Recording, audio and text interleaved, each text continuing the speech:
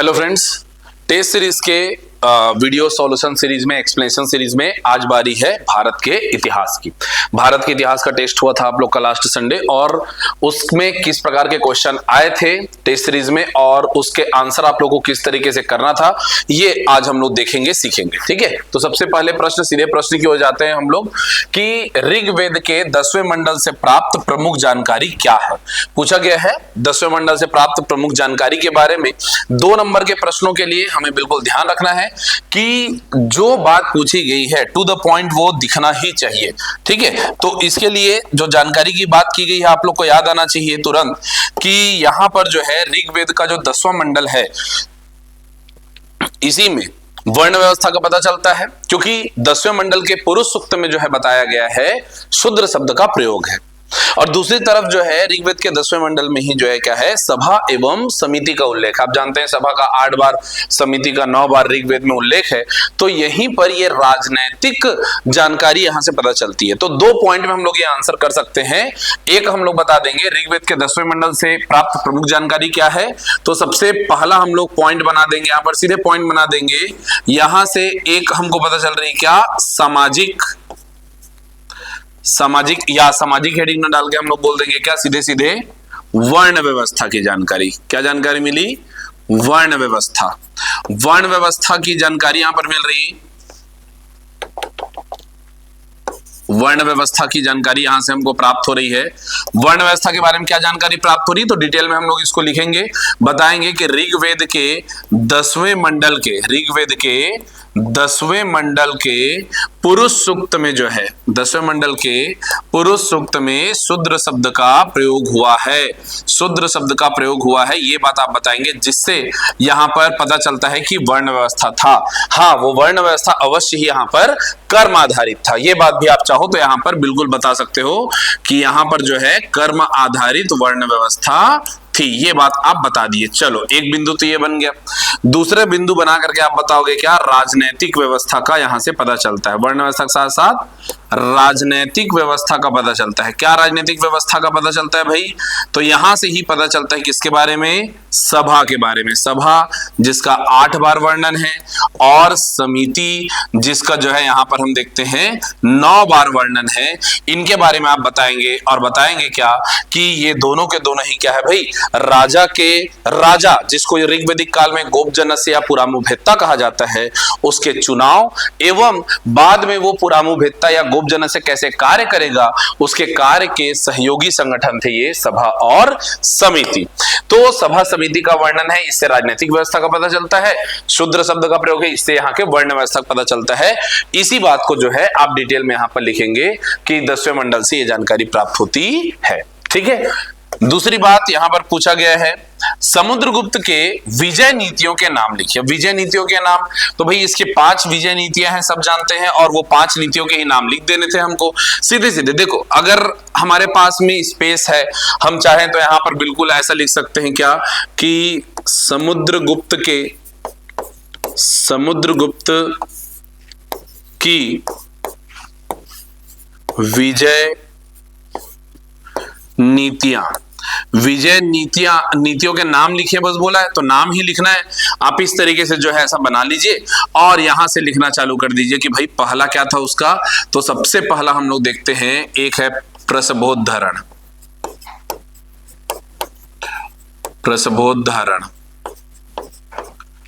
फिर दूसरा हम लोग देखते हैं, दूसरी नीति में आ जाता है इसके क्या, सर्वकर दानाज्ञाकरण।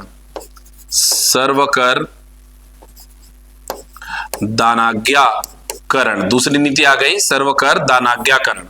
तीसरी नीति हम लोग देखते हैं इसके लिए, तो तीसरी नीति आती है इसकी ग्रहण मोक्ष अनुग्रह। दक्षिण भारत में ग्रहण मोक्ष अनुग्रह की नीति इसने अपनाई थी, ग्रहण मोक्ष अनुग्रह। और चौथी नीति के रूप में था परिचारिका कृत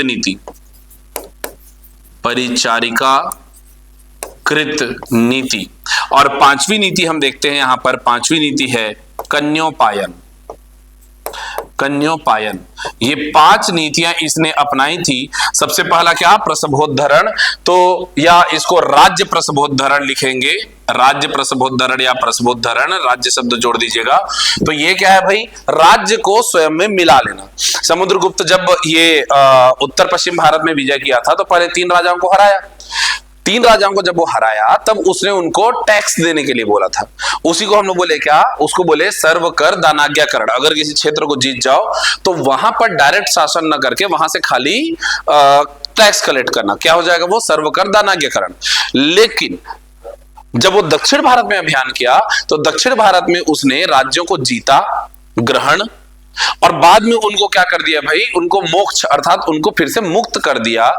लेकिन उनसे वो क्या है भाई? वहां के आर्मी और रेवेन्यू पर कंट्रोल करता रहा। वो कहलाया क्या? ग्रहण मोक्ष अनुग्रह की नीति। दक्षिण भारत में ग्रहण मोक्ष अनुग्रह। तीसरा, जब वो दक्षिण भारत के अभियान से 12 राजाओं को पराजित करके जब वो वापस आया तो देखा कि वो 3 राजा जिनको वो ये अपने पंजाब और आज के पाकिस्तान क्षेत्र के उत्तर पश्चिम भारत के 3 राजाओं को हराया था, वो लोग टैक्स पे नहीं कर रहे हैं। तब उसने दोबारा अटैक किया। तब तक वो लोग अपना गुट बना के वो 9 राजाओं का समूह हो गया था। इसने जाके 9 राजाओं को एक साथ पराजित किया और पूरे क्षेत्र को राज्य में मिला लिया। तो राज्य में मिलाना कहलाता क्या है? प्रसवोद्धरण। सिर्फ टैक्स लेना, सर्वकर दानाज्ञाकरण। दक्षिण भारत में ग्रहण मोक्ष अनुग्रह। परिचारिका कृत नीति उसने अपनाया था 8वीं राज्यों के लिए। 8वीं राज्य जो है ये अपने राजस्थान मालवा क्षेत्र के जनजाति जो क्षेत्र हैं वहां पर वो लोग ज्यादा उपद्रव मचाते थे, तो उनको जो है हरा करके उनको अपने यहाँ नौकर बना के रख लिया राजमहल में। उसको बोले क्या? परिचारिका कृत।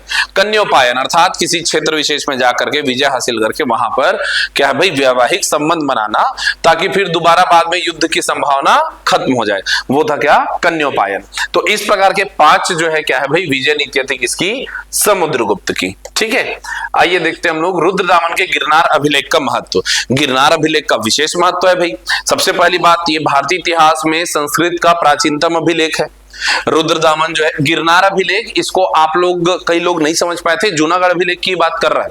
तो जूनागढ़ अभिलेख की अगर मैं बात करूं तो शक शासक रुद्रदामन का है, संस्कृत में लिखा हुआ है। सबसे इंपॉर्टेंट बात ये संस्कृत में लिखी हुई बात है। रुद्रदामन ने क्या लिखा है? तो रुद्रदामन ने लिखा है सुदर्शन झील के बारे में। किस संबंध में चर्चा है यहाँ पर? सुदर्शन झील। उसने लिखा कि चंद्रगुप्त मौर्य, मौर्य वंश के संस्थापक चंद्रगुप्त मौर्य ने सौराष्ट्र में ये गिरनार क्षेत्र में सुदर्शन झील बनवाया था। और ये जो सुदर्शन झील है इसको चंद्रगुप्त मौर्य के सेनापति पुष्यगुप्त ने बनवाया था। बाद में इसको अशोक ने जीर्णोद्धार करवाया और अशोक का सेनापति जो है वो इसको जीर्णोद्धार करता है। उसका नाम था तुषाप।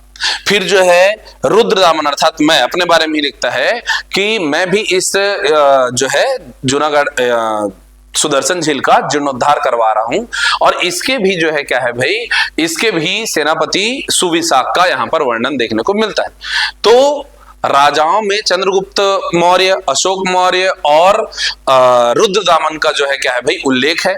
सेनापतियों में जो है क्या है भाई? हम देखते हैं एक तो पुष्यगुप्त का, तुषाप का, सुविशाख का यहां पर वर्णन मिलता है। ये तो क्या है हमारे रुद्रदामन के गिरनार अभिलेख के बारे में बात। लेकिन एक चीज और याद रखना, बाद में इसी में जो है स्कंदगुप्त जो है, रुद्रदामन के बाद आएगा, शकों के बाद आएंगे कौन? गुप्त।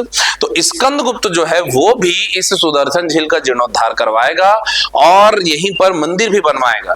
और ऐसा करने वाला स्कंदगुप्त का एक सेनापति था पर्णदत्त। उसके बेटे चक्रपालित ने जो है क्या किया है? ये पूरी कहानी जो है बताई कि भाई मैं यहां पर मंदिर बनवा रहा हूं, किसके? स्कंदगुप्त के आदेश से, और इसका जीर्णोद्धार करवा रहा हूं। तो हमें इस गिरनार अभिलेख से 4 प्रमुख शासकों की जानकारी, अलग अलग राजवंश की जानकारी मिलती है। अशोक का नाम अशोक मौर्य केवल यहीं पर जाकर के मिलता है। तो चंद्रगुप्त और अशोक के बारे में मतलब मौर्य साम्राज्य की जानकारी मिली। फिर रुद्रदामन के अर्थात शकों के बारे में जानकारी मिली। ये पता चला कि शक कितने अंदर आ गए थे। एक तो शक जो है वो मथुरा क्षेत्र तक भी पहुंच गए थे, नासिक क्षेत्र तक भी थे, उज्जैन क्षेत्र में भी थे। तो शक जो आक्रमणकारी वो इतने अंदर तक आ चुके थे, ये पता चलता है। फिर जो है यहां से गुप्त साम्राज्य के बारे में भी पता चलता है। तो यहां पर जो प्रश्न पूछा गया है रुद्रदमन के गिरनार अभिलेख का महत्व लिखिए, तो आप यहां पर सभी प्रकार के महत्व जो है बता सकते हो। सबसे पहला आप बता सकते हो क्या? कि भाई इसका एक सांस्कृतिक महत्व है। सांस्कृतिक महत्व है। कैसे सांस्कृतिक महत्व है कि भाई ये जो है संस्कृत भाषा का प्रयोग है और ये संस्कृत का जो है क्या है भाई, प्राचीनतम अभिलेख है। दूसरा, इसका ऐतिहासिक महत्व है। क्या ऐतिहासिक महत्व है, तो इसमें से जो है क्या है भाई, हमारे मौर्य शासक चंद्रगुप्त मौर्य और अशोक मौर्य का पता चलता है। इसमें से हमारे शक शासक रुद्रदामन का पता चलता है। इसमें से हमारे जो है क्या है, गुप्त साम्राज्य के शासक स्कंदगुप्त का पता चलता है। और इससे जो है यहाँ पर क्या है भाई, इसमें जो है वर्णन किसका है, तो वर्णन जो है आप बताओगे किसका, सुदर्शन झील के बारे में यहाँ पर वर्णन है, जिसका इन लोगों ने क्या किया था भाई, जीर्णोद्धार करवाया था। बाद में जो है इसमें जो है मंदिर भी बनाया गया, ये सारी बातें आती हैं। तो इन सब बातों को बताते हुए देखो, ये 3 लाइन दिख रहा है भले आपको, लेकिन ऐतिहासिक वर्णन में राजाओं के नाम लिखोगे तो आराम से 2-3 लाइन उसमें आ जाएगा। तो एक तो संस्कृत वाली बात बताएंगे हम, दूसरा ऐतिहासिक महत्व के बारे में बताएंगे कि इससे इतने सारे शासक, और साथ ही साथ उनके सेनापति के भी नाम लिखते जाओगे, है ना। तो सेनापतियों के नाम लिखते जाओगे, वो पुष्यगुप्त से लेकर के पर्णदत्त तक, बल्कि पर्णदत्त का बेटा चक्रपालित याद रहे लिख दो तो और अच्छी बात है। तो इनका जो है यहां से वर्णन मिलता है, यही इसका महत्व है। ठीक है बात, प्राचीन भारत के इतिहास की पूरी जानकारी यहां से प्राप्त हो जाती है। चलिए भाई, तो देखते हैं, अगर हम लोग इस तरीके से लिख करके देखें तो दिखेगा ऋग्वेद के 10वें मंडल से प्राप्त प्रमुख जानकारी। देखो यहां पर बताया गया है, जिस तरीके से आप अपना आंसर लिख सकेंगे वो कुछ इस तरीके से दिखलाई पड़ेगा हमें कि यहाँ पर 10वें मंडल के पुरुष सूक्त से जो है वर्ण व्यवस्था का वर्णन है। प्रथम बार शुद्ध शब्द का प्रयोग किया गया है। राजनीतिक व्यवस्था का पता चलता है, ये देखो वर्ण व्यवस्था और राजनीतिक व्यवस्था हमने हेडिंग डाल दिया था। सभा और समिति का यहाँ पर क्या है भाई, वर्णन है। इस प्रकार की बात हम बताएंगे। फिर उसके बाद देखते हैं अगला, समुद्रगुप्त के विजय नीतियों के बारे में। तो विजय नीति यही राज्य प्रसवोद्धरण, सर्वकर दाराज्ञाकरण, परिचारिका कृत, ग्रहण मोक्ष अनुग्रह और कन्योपायन। रुद्रदामन का गिरनार अभिलेख हमने देखा। संस्कृत भाषा का महत्व, सुदर्शन झील का क्या भाई, पुनर्निर्माण। यहाँ हेडिंग नहीं दिए गए, लेकिन आप हेडिंग डाल देंगे क्या, ऐतिहासिक महत्व। ठीक है, पुष्य मित्र वैश्य के बारे में पता चलता है। तुषाप अशोक के समय था, सुविशाख रुद्रदामन के समय था। ये सब जो है जानकारी यहाँ से मिलती है। अब जगह के अनुसार आप लिखोगे, जगह कम है तो यहाँ पर स्कंदगुप्त जो है नहीं लिखोगे तो भी ठीक है। 2 नंबर में जितना आप बता सके उतनी अच्छी बात है। आइए देखते हैं अगला प्रश्न है, चौथा प्रश्न हमारे पास, दारासिकों के प्रमुख रचनाओं के नाम लिखिए। अब दारासिकों की प्रमुख रचनाएं, दारासिकों वही औरंगजेब का भाई। देखो औरंगजेब से ज्यादा महत्वपूर्ण दारासिकों हो जाता है, उसकी रचनाएं बार बार पूछी जाती है, प्री में भी पूछी जाती है। मजमूल बहरीन, सिर्रे अकबर, ये सब तो पूछा ही गया है। तो बिल्कुल याद रखिएगा, सफीनतुल औलिया, सकीनतुल औलिया, मजमूल बहरीन, है ना। मजमूल बहरीन जो है वो हिंदू और मुस्लिम धर्म के दार्शनिक विचारों का क्या समागम बताता है। फिर 52 उपनिषदों का इसने अनुवाद किया था सिर्रे अकबर टाइटल के साथ। तो इस प्रकार की जो है जानकारी आप यहाँ पर लिख सकते हैं, ये सब उसकी रचनाएं के अंतर्गत आ जाएंगी। अगला है पुरंदर की संधि 1665 के बारे में आप क्या जानते हैं। जून 1665 में ये संधि हुई थी, है ना। तो कैसे लिखेंगे इसको, सबसे पहली बात देखो, वहां वो तो ग्रंथ के नाम ही लिखने थे तो मैं लिख के नहीं बताया हूं, आप लोग बिल्कुल याद रखेंगे। सबसे पहले हम लोग जो है बता देंगे क्या कि ये संधि हुई किसके बीच में थी। तो आप यहां हेडिंग डाल दीजिए, पुरंदर की संधि, पुरंदर की संधि, और यहां पर डैश डाल के लिख देंगे क्या, छत्रपति शिवाजी एवं जय सिंह। चाहो तो आप लिख दो मिर्जा राजा जय सिंह के बीच में संधि हुई थी। छत्रपति शिवाजी महाराज एवं मिर्जा राजा जय सिंह के बीच में संधि हुई थी। कब हुई थी, तो देखो अलग से कब हुई थी टाइटल देने की जरूरत नहीं, क्योंकि यहाँ पर 1665 लिखा ही हुआ है। तो आप बता दोगे जून 1665 में संधि की शर्तें इस प्रकार थी। जून 1665 में संधि की शर्तें इस प्रकार थी। क्या क्या थी, सबसे पहली बात आप बताओगे कि शिवाजी महाराज ने 23 किले जो है वो मुगलों को दे दिए और 12 किले जो है वो अपने पास रखे, स्वयं के पास रखे, एक बात। दूसरी बात आप बता दोगे कि संभाजी महाराज को जो है मुगल दरबार में 5000 का मनसब जो है दिया गया। ये अधिकतम मनसब था ना, मनसबदारी व्यवस्था में ये नियम था कि भाई 5000 से ज्यादा मनसब जो है वो मुगल राजकुमारों को ही दी जाएंगी। ठीक है, तो एकदम मैक्सिमम 5000 50,000 वाला जो है दिया गया था किनको, संभाजी महाराज को। फिर तीसरी बात थी क्या कि ये जो मराठा सैनिक हैं, शिवाजी महाराज और उनकी सेना है, वो मुगलों का सहयोग करेंगे। मुगल का सहयोग करेंगे, किस चीज के लिए सहयोग करेंगे, वो सहयोग करेंगे बीजापुर में आक्रमण के समय। तो बीजापुर के विरुद्ध जो है, याद रखेंगे, बीजापुर के विरुद्ध साथ देने का वादा किया छत्रपति शिवाजी महाराज ने। किसका साथ देंगे, वो मुगलों का साथ देंगे। तो ये 3 बिंदु जो है इसको आपको हाईलाइट करके लिखना है। ये 3 बिंदु पर चर्चा हुई थी। यही जो है क्या है, पुरंदर की संधि 1665। ठीक है बात। चलिए भाई, अगला प्रश्न है हमारे पास, अडियार के युद्ध के कारण, या अडियार के युद्ध को सेंट थॉमे का युद्ध कहते हैं, उसका कारण क्या था और उसका प्रभाव क्या था। तो ये जो युद्ध है ये जुड़ा हुआ है प्रथम कर्नाटक के प्रथम युद्ध से। कर्नाटक का प्रथम युद्ध आप लोग को याद आना चाहिए कि उधर बैक्ट्रिया में उत्तराधिकार का युद्ध छिड़ा, जिसकी वजह से ये मद्रास क्षेत्र में यहां पर जो है एक कंडीशन बन गया कि यहां भी अंग्रेज और फ्रांसीसी हैं और लगातार सत्ता के लिए, मतलब सॉरी, व्यापारिक एकाधिकार के लिए संघर्ष चल रहा है। सत्ता के लिए क्या, सत्ता तो हमारे हैदराबाद में निजाम है, कर्नाटक में नवाब अनवरुद्दीन है। फ्रांसीसी जो अधिकारी था डुप्ले, वो था कमजोर, और चूंकि डुप्ले कमजोर था तो डुप्ले चाह रहा था कि अभी अंग्रेजी अधिकारी, उस समय अंग्रेजी अधिकारी था मोर्स, तो मोर्स हमारे ऊपर आक्रमण मत कर दे। डुप्ले कमजोर है, डुप्ले जान रहा है मैं तो हार जाऊंगा अभी। तो डुप्ले ने चाल चली, वो खुद गया कहा, अनवरुद्दीन के पास। अब बोला, नवाब साहब जहां पना, हम तो आपके रहमो करम पर जी रहे हैं, तो मैं चाहूंगा कि आप बड़े भैया मोर्स को भी बुला लो, अंग्रेजी अधिकारी, और हम लोग की संधि उंधी करवा दो कि हमारे वहां ब्रिटेन और फ्रांस लड़ रहे हैं, लेकिन उस युद्ध का यहाँ कोई प्रभाव ना दिखे। हम लोग तो यहाँ व्यापार करने आए हैं और हम तो आपके आदेश के अनुसार व्यापार कर रहे हैं भाई, तो मैं नहीं चाहता यहाँ लड़ाई हो। वैसे डुप्ले पहले ही मोर्स से मिला था और उससे बात कर रहा था कि वहां की लड़ाई का प्रभाव यहाँ मत पड़े। वो लड़ाई किसी प्रकार टालना चाह रहा था डुप्ले, लेकिन मोर्स को पता था कि उसके पास सेना ज्यादा है और ऊपर से ब्रिटेन से एक और बटालियन निकल गई है, एक नौसेना जो है आ रही है। डुप्ले ऐसी घबराया हुआ है। खैर फिलहाल जो है अनवरुद्दीन के पास दोनों पहुंचे, तो अनवरुद्दीन ने साफ मना कर दिया, बोले मेरे जमीन पे रह रहे, व्यापार करो, युद्ध नहीं करोगे।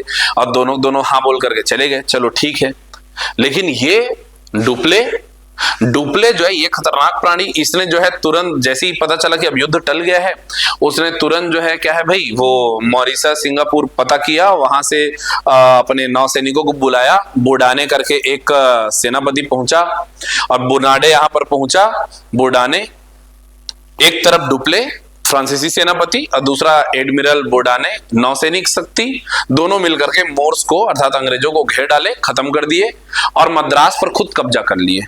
मद्रास किसका था अभी तक, अंग्रेजों का था। ये लोग कहां थे, ये लोग पौंडीचेरी तरफ थे। अब मद्रास पर कब्जा कर लिए। ये तो हो गया अंग्रेजों के साथ गलत।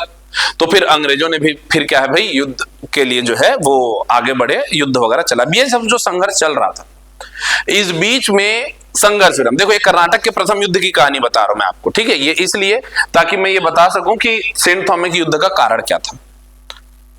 अब जब ये लोग मद्रास पूरा जीत चुके हैं, तब बोडाने और डुप्ले के बीच में हो गया क्या, एक बात को लेकर विवाद। बोडाने का कहना था, देख भाई युद्ध करना था, हमने किया, अब मद्रास उन लोगों को वापस कर देते हैं, उसके बदले पैसा ले लेते हैं, हमारा उद्देश्य पैसा कमाना है।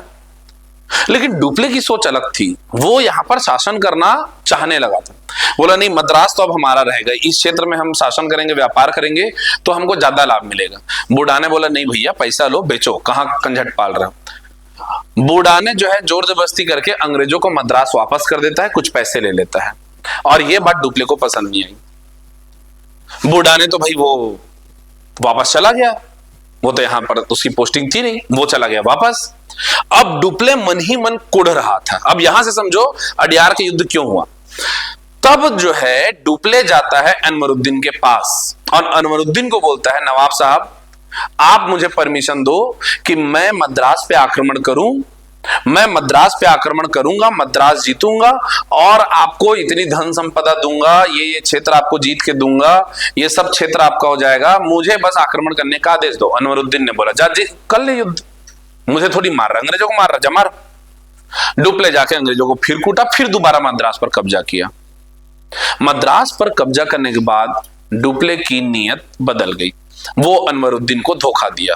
अनवरुद्दीन को उसका पैसा, उसके हिस्से का जमीन उसको दिया नहीं। इस बात को लेकर के अनवरुद्दीन को आया गुस्सा, और यही वो कारण था जिसकी वजह से होगा सेंट थोमे का युद्ध। सेंट थोमे का युद्ध क्यों हुआ? तो सेंट थोमे के युद्ध का कारण था, आप बताओगे, इसके कारण के अंतर्गत आप बताओगे क्या? डुप्ले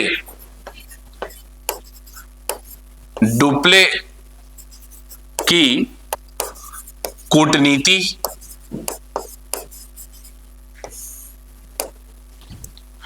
तो डुप्ले की कूटनीति को ही इसका कारण बताया जा सकता है कि सेंट थोमे का युद्ध क्यों हुआ। उसने अपने कूटनीति के तहत उसने जो है क्या कर दिया कि अनवरुद्दीन को उसका हिस्सा दिया नहीं। गद्दारी, ठीक है। अब वो गद्दारी वगैरह शब्द जो है यहाँ लिखना अच्छा नहीं लगेगा, तो आप लिखोगे क्या? डुप्ले की कूटनीति। डुप्ले का क्या भाई? इसके डुप्ले का विरोध, और यहां पर आप लिखोगे इसलिए सलामत जंग जो है, सलामत जंग का आक्रमण। सलामत जंग कौन है? अनवरुद्दीन का बेटा। तो आप बताओगे इसके कारण में कि भाई डुप्ले के गद्दारी के कारण क्या हुआ? अनवरुद्दीन को क्रोध आ गया और अनवरुद्दीन ने क्या किया? अपने पुत्र सलामत जंग को भेज दिया, जाओ अब तुम आक्रमण करो, जा करके सीधे सीधे आक्रमण करो। और वो सलामत जंग जो है अनवरुद्दीन का प्रतिनिधि बन करके, कर्नाटक के नवाब का प्रतिनिधि बन करके वो लड़ता है डुप्ले से, डुप्ले अर्थात फ्रांसीसियों से।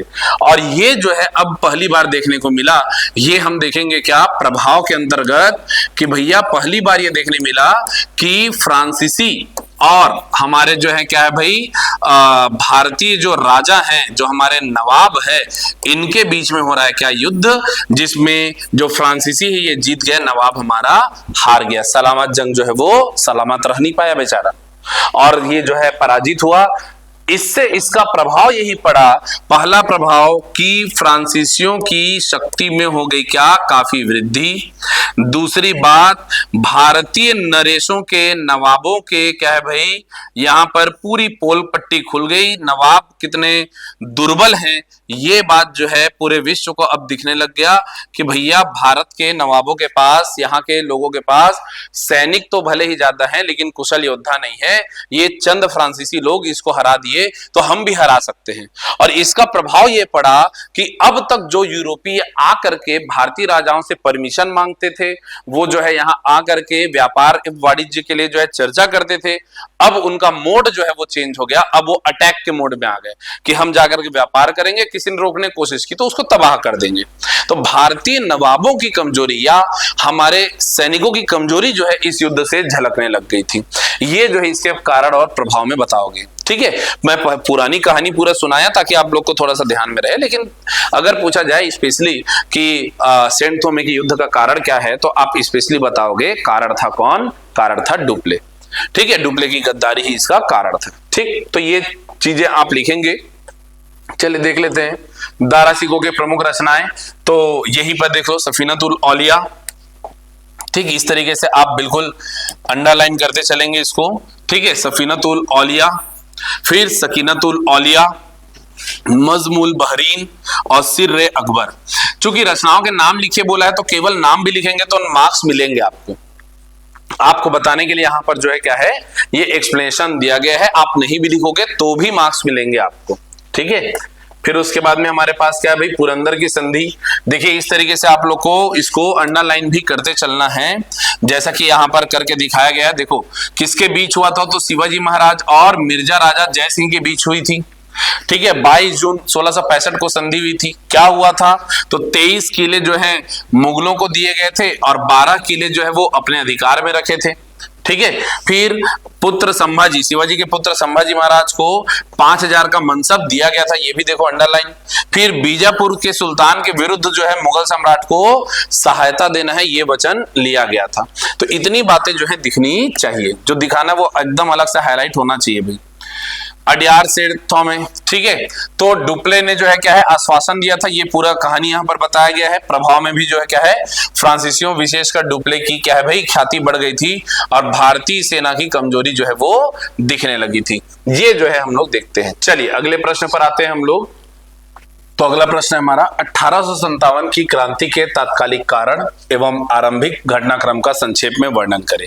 अब ये बहुत बड़ा विषय है, 2 नंबर में बताना है, तो क्या क्या बताना है ध्यान से सुन लो। सबसे पहले तो आरंभिक घटनाक्रम क्या, घटनाक्रम में सबसे पहली बात चर्बी वाले कारतूस का विरोध। सबसे पहली बात चर्बी वाले कारतूस को लेकर के विरोध, आरंभिक घटनाक्रम ना, क्योंकि 1857 के क्रांति के कारणों में जब हम जाते हैं तो बहुत सारे कारण आते हैं, लेकिन ये तात्कालिक कारण को बताना है। तात्कालिक कारण क्या है, चर्बी वाला कारतूस। तो चर्बी वाले कारतूस को लेकर के हम जानते हैं 23 जनवरी 1857 को दमदम में, फिर 26 फरवरी 1857 को बहरामपुर में, और फाइनली 29 मार्च 1857 को बैरकपुर की छावनी में जो है विरोध हुआ। और बैरकपुर के छावनी में विरोध करने वाला जो स्वर था वो था मंगल पांडे जी का। मंगल पांडे ने न केवल विरोध किया बल्कि उन्होंने जो है क्या है भाई गोलीकांड भी किया, अंग्रेज अधिकारी मारे गए। अंततः 8 अप्रैल को 1857 8 अप्रैल को मंगल पांडे जी को क्या है भाई फांसी की सजा दी गई। अब ये बात जो है आग की तरह फैल गई कि भाई चर्बी वाले कारतूस को लेकर के हम लोगों ने विरोध किया तो अंग्रेजों ने इस तरीके से अत्याचार किया, ऊपर से मंगल पांडे को फांसी पे लटका दिया गया। ये बात पहुंचा सीधा, ये देखो बैरकपुर में हो रहा है बंगाल में, और वो पहुंचा कहां सीधे यूपी मेरठ। मेरठ में जो है क्या है, मेरठ में फिर से वही चर्बी वाले कारतूस को लेकर के बातचीत चालू हुई। अब वहां के भी सैनिकों ने क्या किया, चर्बी वाले कारतूस लेने से मना कर दिया। और वहां के जो घुड़सवारी सेना थी जिसका नेतृत्व कर रहे थे कौन, कदम सिंह। कदम सिंह ने 10 मई को जो है क्या किया, उन्होंने जो है विद्रोह किया। वहां पर जितने अंग्रेजी अधिकारी थे वो तो सब के सब, वो क्या नाम था उसका, रैबिट गैबिट ऐसा कुछ नाम था, मैं बोल रहा हूं अचानक, वो जो है क्या है सारे अधिकारी जो है क्या है भाई वो सारे सारे अंदर, और ये सभी अपने भारतीय सैनिकों को लेकर के कदम सिंह जो है निकल पड़े, कहां पहुंच गए, दिल्ली। और दिल्ली जाकर के उन्होंने बोला सीधे बहादुर शाह जफर, मुगल बादशाह बहादुर शाह जफर को कि अब आप ही हो भारत के सम्राट, इसलिए ये क्रांति के नेतृत्व आप करोगे, आपके नेतृत्व में हम सब जो है आगे कार्य करेंगे। और वो फिर क्रांति दिल्ली से जो है आरंभ हुई, दिल्ली से आरंभ हुई। वो पहुंची कहां पर भाई, झांसी पहुंची, लखनऊ पहुंची, सब जगह धीरे धीरे से वो क्रांति फैल गई। तो इस पूरे कहानी में से आप यही बताओगे, यही आरंभिक घटनाक्रम को बताना था। तो सबसे पहले हम लोग जो है तात्कालिक कारण के रूप में जो है बता देंगे कि भाई इस टाइम पर तात्कालिक कारक क्या दिख रहा था हमको, तात्कालिक कारण, तात्कालिक कारण। तो तात्कालिक कारण में आप बता दोगे पहला चर्बी वाला कारतूस, चर्बी वाला कारतूस, और चर्बी वाला कारतूस, ठीक है। और उसका जब विरोध किए तब विरोध पर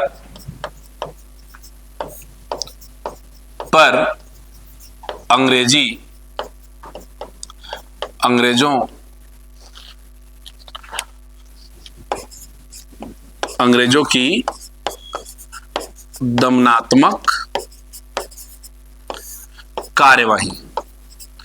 ऐसा नहीं कि अंग्रेजों ने ये पहली बार किया है, इससे पहले भी अगर बात करें 1804 में, ठीक है, वेल्लोर का विद्रोह, वहां पर भी फांसी दी गई है।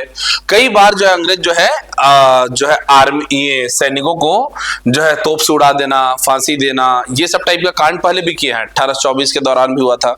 लेकिन ये जो 1857 में हुआ ना, अंग्रेजों ने जो दमनात्मक कार्यवाही की, इसका जो है प्रभाव खतरनाक रूप से फैला।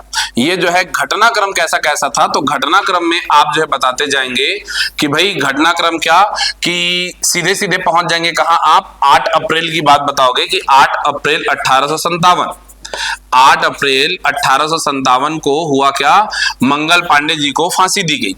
और उसके बाद फिर 10 मई 1857 को क्या हुआ, 10 मई 1857 को कदम सिंह के नेतृत्व में जो है, कदम सिंह के नेतृत्व में मेरठ से सैनिक चले, और मेरठ से चल करके वो पहुंचे कहां भाई, दिल्ली। और फिर आप बताओगे ये जो हमारी क्रांति है, ये न केवल दिल्ली बल्कि दिल्ली से होते हुए ये अब धीरे धीरे जो है क्या है भाई, झांसी, झांसी और फिर उसके बाद में लखनऊ, और लखनऊ के बाद में धीरे धीरे हम बताएंगे ये जगदीशपुर, जगदीशपुर, और ऐसा करते करते जो है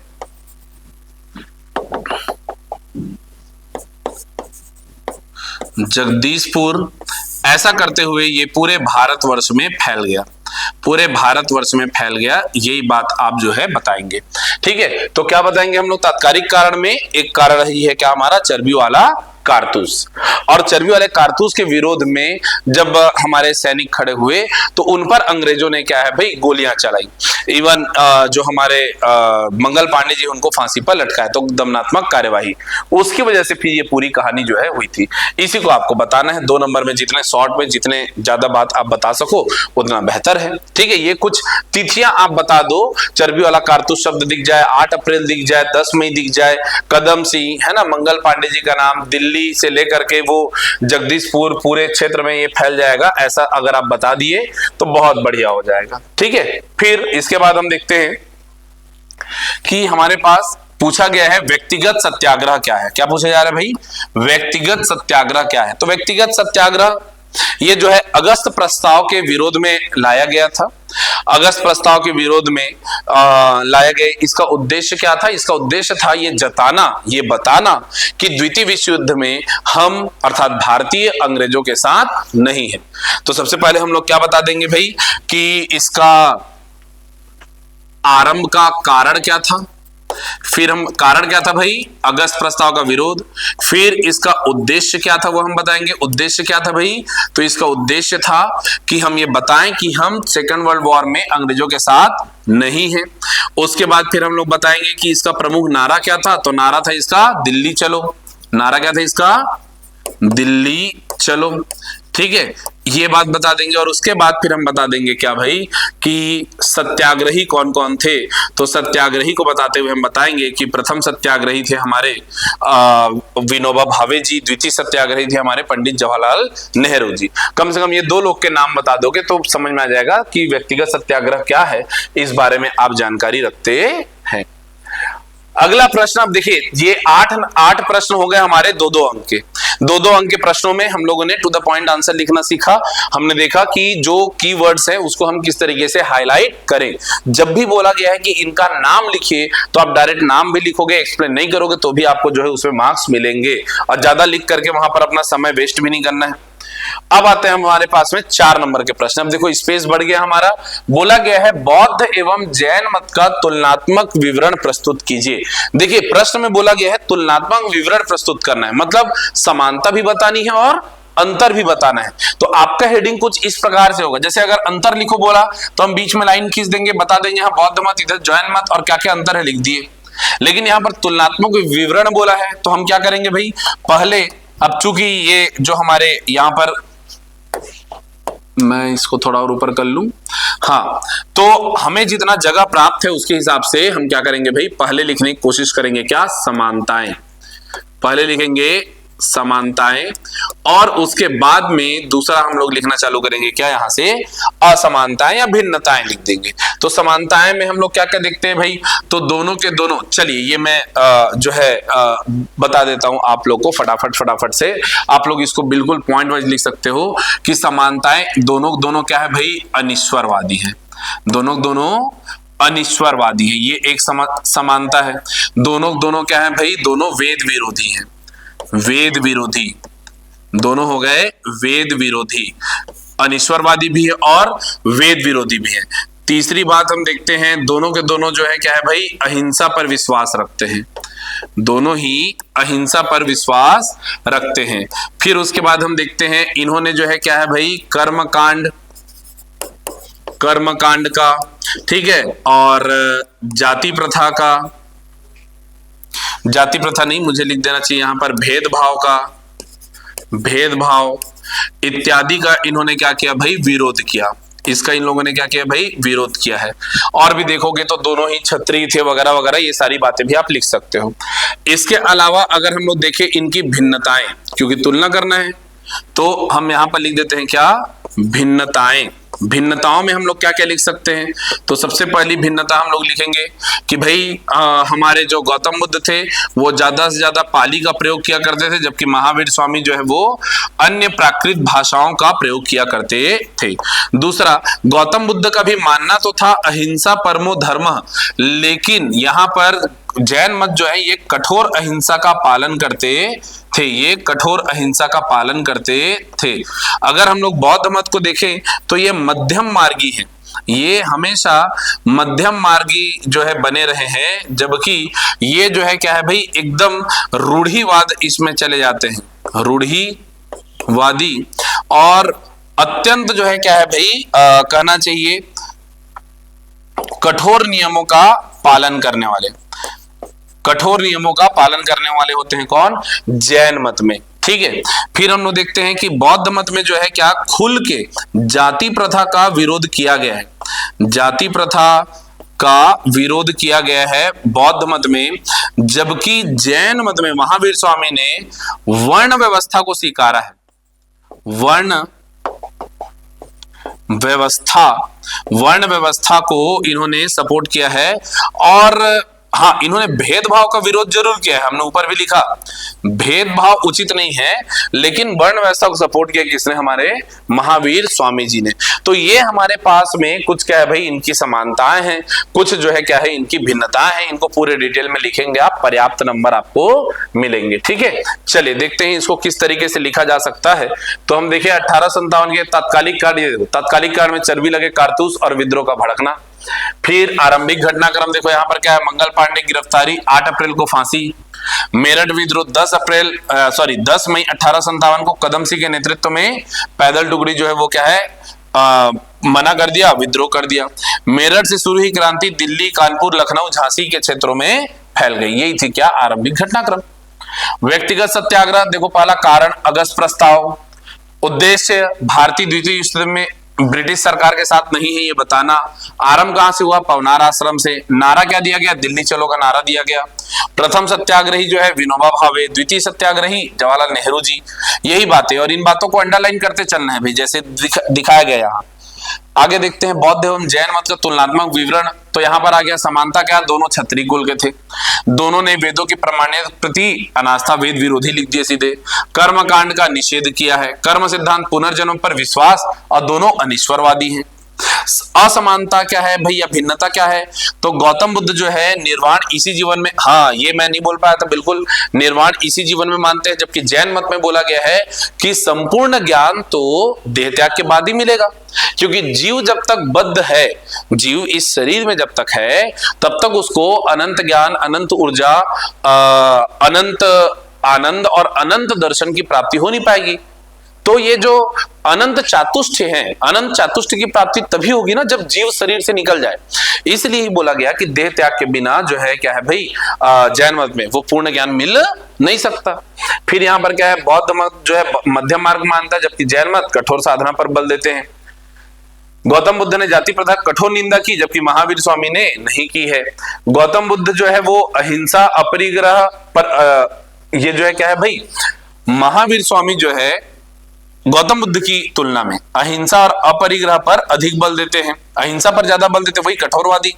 बौद्ध धर्म में पाली का और जैन मत में प्राकृत भाषा का प्रयोग किया गया है। ठीक है, तो ये सब जो है, एक जो मैं पहले बता रहा था उसमें निर्वाण नहीं बता पाया था, वो आपको ऐड करना है। ठीक, देखते हैं, पूछा गया है फिर से 4 अंक का प्रश्न है ये, और 4 अंक यहां तक लिखने का ऑप्शन आएगा। चलो यहाँ एक लाइन अपना बच रहा है। ठीक है, अशोक का धम्म क्या है? इसके प्रचार प्रसार के उपाय लिखिए। ये बहुत ही आसान प्रश्न था, बौद्ध मत वाला, मतलब 4 नंबर वाले प्रश्न ज्यादा आसान थे अगर आप बढ़िया से पढ़े हुए हैं तो। अशोक का धम्म क्या है? तो सबसे पहले तो आपको बताना पड़ेगा, राहुलोवाद सूत्र से हम समझते हैं कि अशोक का धम्म सभी मानवीय मूल्यों को, नैतिक गुणों को अपने अंदर समाहित किए हुए है। दया, करुणा, प्रेम, सहयोग की भावना, यही सब क्या है अशोक के धम्म में बताया गया कि इन मानवीय मूल्यों को स्वीकार करना है। और क्रोध, निंदा, बदले की भावना, ईर्ष्या, ठीक है, इन सब का हमको क्या करना है भाई, इन सब का त्याग करना है। यही है अशोक का धम्म।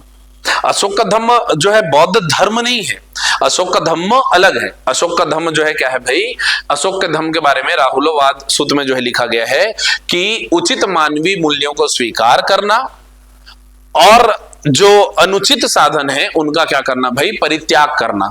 इस तरीके से मानव मात्र को जो है अच्छा बनाने के प्रयत्न किया था किसने, अशोक ने। यही है अशोक का धम्म। इसके प्रचार प्रसार के लिए उसने क्या उपचार किए थे, तो धम्म साथ साथ में फैलाना है, और उसने बौद्ध धर्म के प्रचार के लिए भी कार्य किए थे। जैसे महेंद्र और संघमित्रा को भेजा था कहां, श्रीलंका। धम्म के प्रचार प्रसार के लिए अशोक ने क्या किया, पहले तो खुद जो है क्या है, जितने भी गौतम बुद्ध जी से संबंधित जितने भी धार्मिक स्थल थे उनकी यात्राएं की। सबसे पहले वो गया, बोध गया गया, ठीक है, बोध गया गया, और उसके बाद में फिर जो है वो जो है क्या है भाई, लुम्बिनी वगैरह की भी यात्रा किया है ना, कई कई सारे जगह वो घूमता रहा, खुद भी घूमा। साथ ही साथ में उसने जो है क्या है, अपने शिलालेखों में ये उत्कीर्ण करवाया है कि उसने युक्तक, रज्जुक, प्रादेशिक ऐसे जो है अलग अलग अधिकारी बनाए हैं। स्पेशली धर्म महामात्र या कहना चाहिए धम्म महामात्र की नियुक्ति की है, जिनका दायित्व है कि वो हर 5 साल में क्षेत्र विशेष में जाएं और चेक करें कि वहां के लोग जो है धम्म के अनुसार कार्य कर रहे हैं या नहीं। अगर कार्य नहीं कर रहे हैं तो उनको पुनः धम्म की ओर लेकर के आना उन अधिकारियों की जिम्मेदारी है। कुल मिलाकर के अशोक ने अपने धम्म का संपूर्ण तरीके से जो है क्या है भाई, प्रचार प्रसार करवाया था। उसने अपने अभिलेखों में भी क्या किया था भाई, धम्म के बारे में उत्कीर्ण करवाया था कि वास्तव में धम्म क्या है, धम्म के अनुसार क्या मनुष्य को कार्य करना चाहिए, क्या कार्य करना नहीं चाहिए। ये सब उसने अपने शिलालेखों में भी लिखवाया। यही तो देखिए अशोक का धम्म क्या है और इसके प्रचार प्रसार के उपाय लिखिए। इन्हीं बातों को लिखना है। आइए देखते हैं किस तरीके से लिखा गया है। तो अशोक का धम्म देखो, यहां पर अंडरलाइन करने लायक बात क्या क्या रहेगी, फटाफट से चेक कर लें। सबसे पहली बात तो राहुलोवाद सूत्र, राहुलोवाद सूत्र जो है यहां से ली गई है। धम्म एक प्रकार की नैतिक और सामाजिक आचरण है जिसकी जड़ें हमें बौद्ध धर्म के साथ साथ अन्य समकालीन धर्मों में भी दिखाई पड़ती। कुछ बातें उसने जो है बौद्ध धर्म से ली थी, कुछ ब्राह्मण मत से ली थी, कुछ जैन मत से ली थी, ऐसा करके सीखा है उसने। प्रचार प्रसार के उपाय, धम्म यात्राएं किए उसने। बोध गया की यात्रा, तराई स्थित कनक मुनि बुद्ध स्तूप के जो है आकार को दुगना करवाया। लुम्बिनी की यात्रा किया। पदाधिकारियों की नियुक्ति की। जैसे पदाधिकारियों की नियुक्ति में आप देखोगे कि तीसरे और 7वें स्तंभ से ज्ञात होता है कि युक्तक, रज्जुक और प्रादेशिक नामक पदाधिकारी बनाए। इसके अलावा जो है महामात्र के धम्म महामात्र की नियुक्ति, महेंद्र संघमित्रा को श्रीलंका भेजा, महारक्षित को यवन देश, धर्मरक्षित को अपरांतक और महाधर्मरक्षित को महाराष्ट्र। ठीक है, तो इस तरीके से जो है इसने बहुत सारे जगह जो है अपने लोगों को प्रचार प्रसार के लिए भेजा था। इस तरीके से ऐसा टेबल बना करके ये करके आप लिख सकते हैं। अगला हम लोग देखते हैं क्या है हमारे पास, विजयनगर साम्राज्य के सामाजिक स्थिति का वर्णन करें। जब भी सामाजिक स्थिति की बात आती है हम दो चीजें बताते हैं। सबसे पहली बात, दो बातें जो हाईलाइट करके रखना है। पहली बात वर्ण व्यवस्था, वर्ण व्यवस्था, और दूसरी चीज हाईलाइट करने योग्य बात रहती वो है क्या, महिलाओं की स्थिति। महिलाओं की स्थिति, इन दो बिंदुओं पर चर्चा होना अति अनिवार्य है। तो दो ये अंडरलाइन करके ये तो भाई हेडिंग बनेंगे ही, क्या क्या, वर्ण व्यवस्था और महिलाओं की स्थिति। इसके बाद और भी अगर कुछ मजेदार बात है तो हम लिखेंगे। किसके बारे में बोला गया, सामाजिक स्थिति, वर्ण व्यवस्था। तो देखो विजयनगर साम्राज्य में वर्ण व्यवस्था थी। यहां पर जो है 4 वर्ण थे, विप्रलु, विप्रलु, राजलु, मोती कीर्तलु, मोती कीर्तलु, और एक आता है हमारा नलव जटिव, नलव जटिव। अब इसकी तुलना करो तो ये विप्रलु मतलब ये ब्राह्मण के समानी, ये राजलु मतलब हमारा क्षत्रिय, मोती कीर्तलु मतलब वैश्य, नलव जटिव मतलब ये क्या हमारा शूद्र।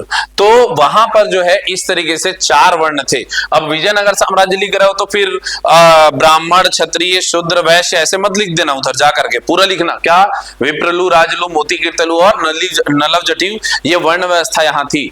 यहाँ पर जो है दास प्रथा का पता चलता है। दास प्रथा और स्त्री और पुरुष दोनों ही दास बनाए जाते थे, इसका पता चलता है। सामाजिक भेदभाव जो है वो ऊपर नीचे यहाँ पर था, ठीक ठाक स्थिति थी। महिलाओं की स्थिति की बात करें तो महिलाओं की स्थिति यहाँ पर संतोषजनक थी।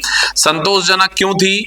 क्योंकि एक तरफ महिलाओं को आर्थिक स्थिति में अधिकार था, महिलाओं को जो है राजनीति में भाग लेने का अधिकार था, महिलाओं को जो है सेना में भाग लेने का अधिकार था, वे ज्योतिषाचार्य बनती थी, वे शिक्षा लेती थी, वो सभी प्रकार के कार्य, व्यापार, शिक्षा, सैन्य कार्य, कृषि कार्य, सब में शामिल होती थी बराबर से महिलाएं, तो इसलिए वो अच्छी थी बात। लेकिन फिर भी इस समाज में जो है हम देखते हैं कि यहाँ पर जो है बाल विवाह, पर्दा प्रथा, ये सब भी विद्यमान था। तो एक तरफ जहां महिलाओं को स्वतंत्रता थी, वहीं दूसरी तरफ यहाँ पर पर्दा प्रथा का भी पता चलता है, बाल विवाह का भी पता चलता है, और सबसे बड़ी बात देवदासी प्रथा का भी यहाँ पर पता चलता है। देवदासी प्रथा वैसे तो आरंभ में अच्छे के लिए की गई थी कि जो कन्याएं हैं वो मंदिर को ही समर्पित कर दी जाएंगी और वो जो है क्या है भाई देवताओं के भक्ति में लीन रहेंगी, मंदिर की सेवा करेंगी।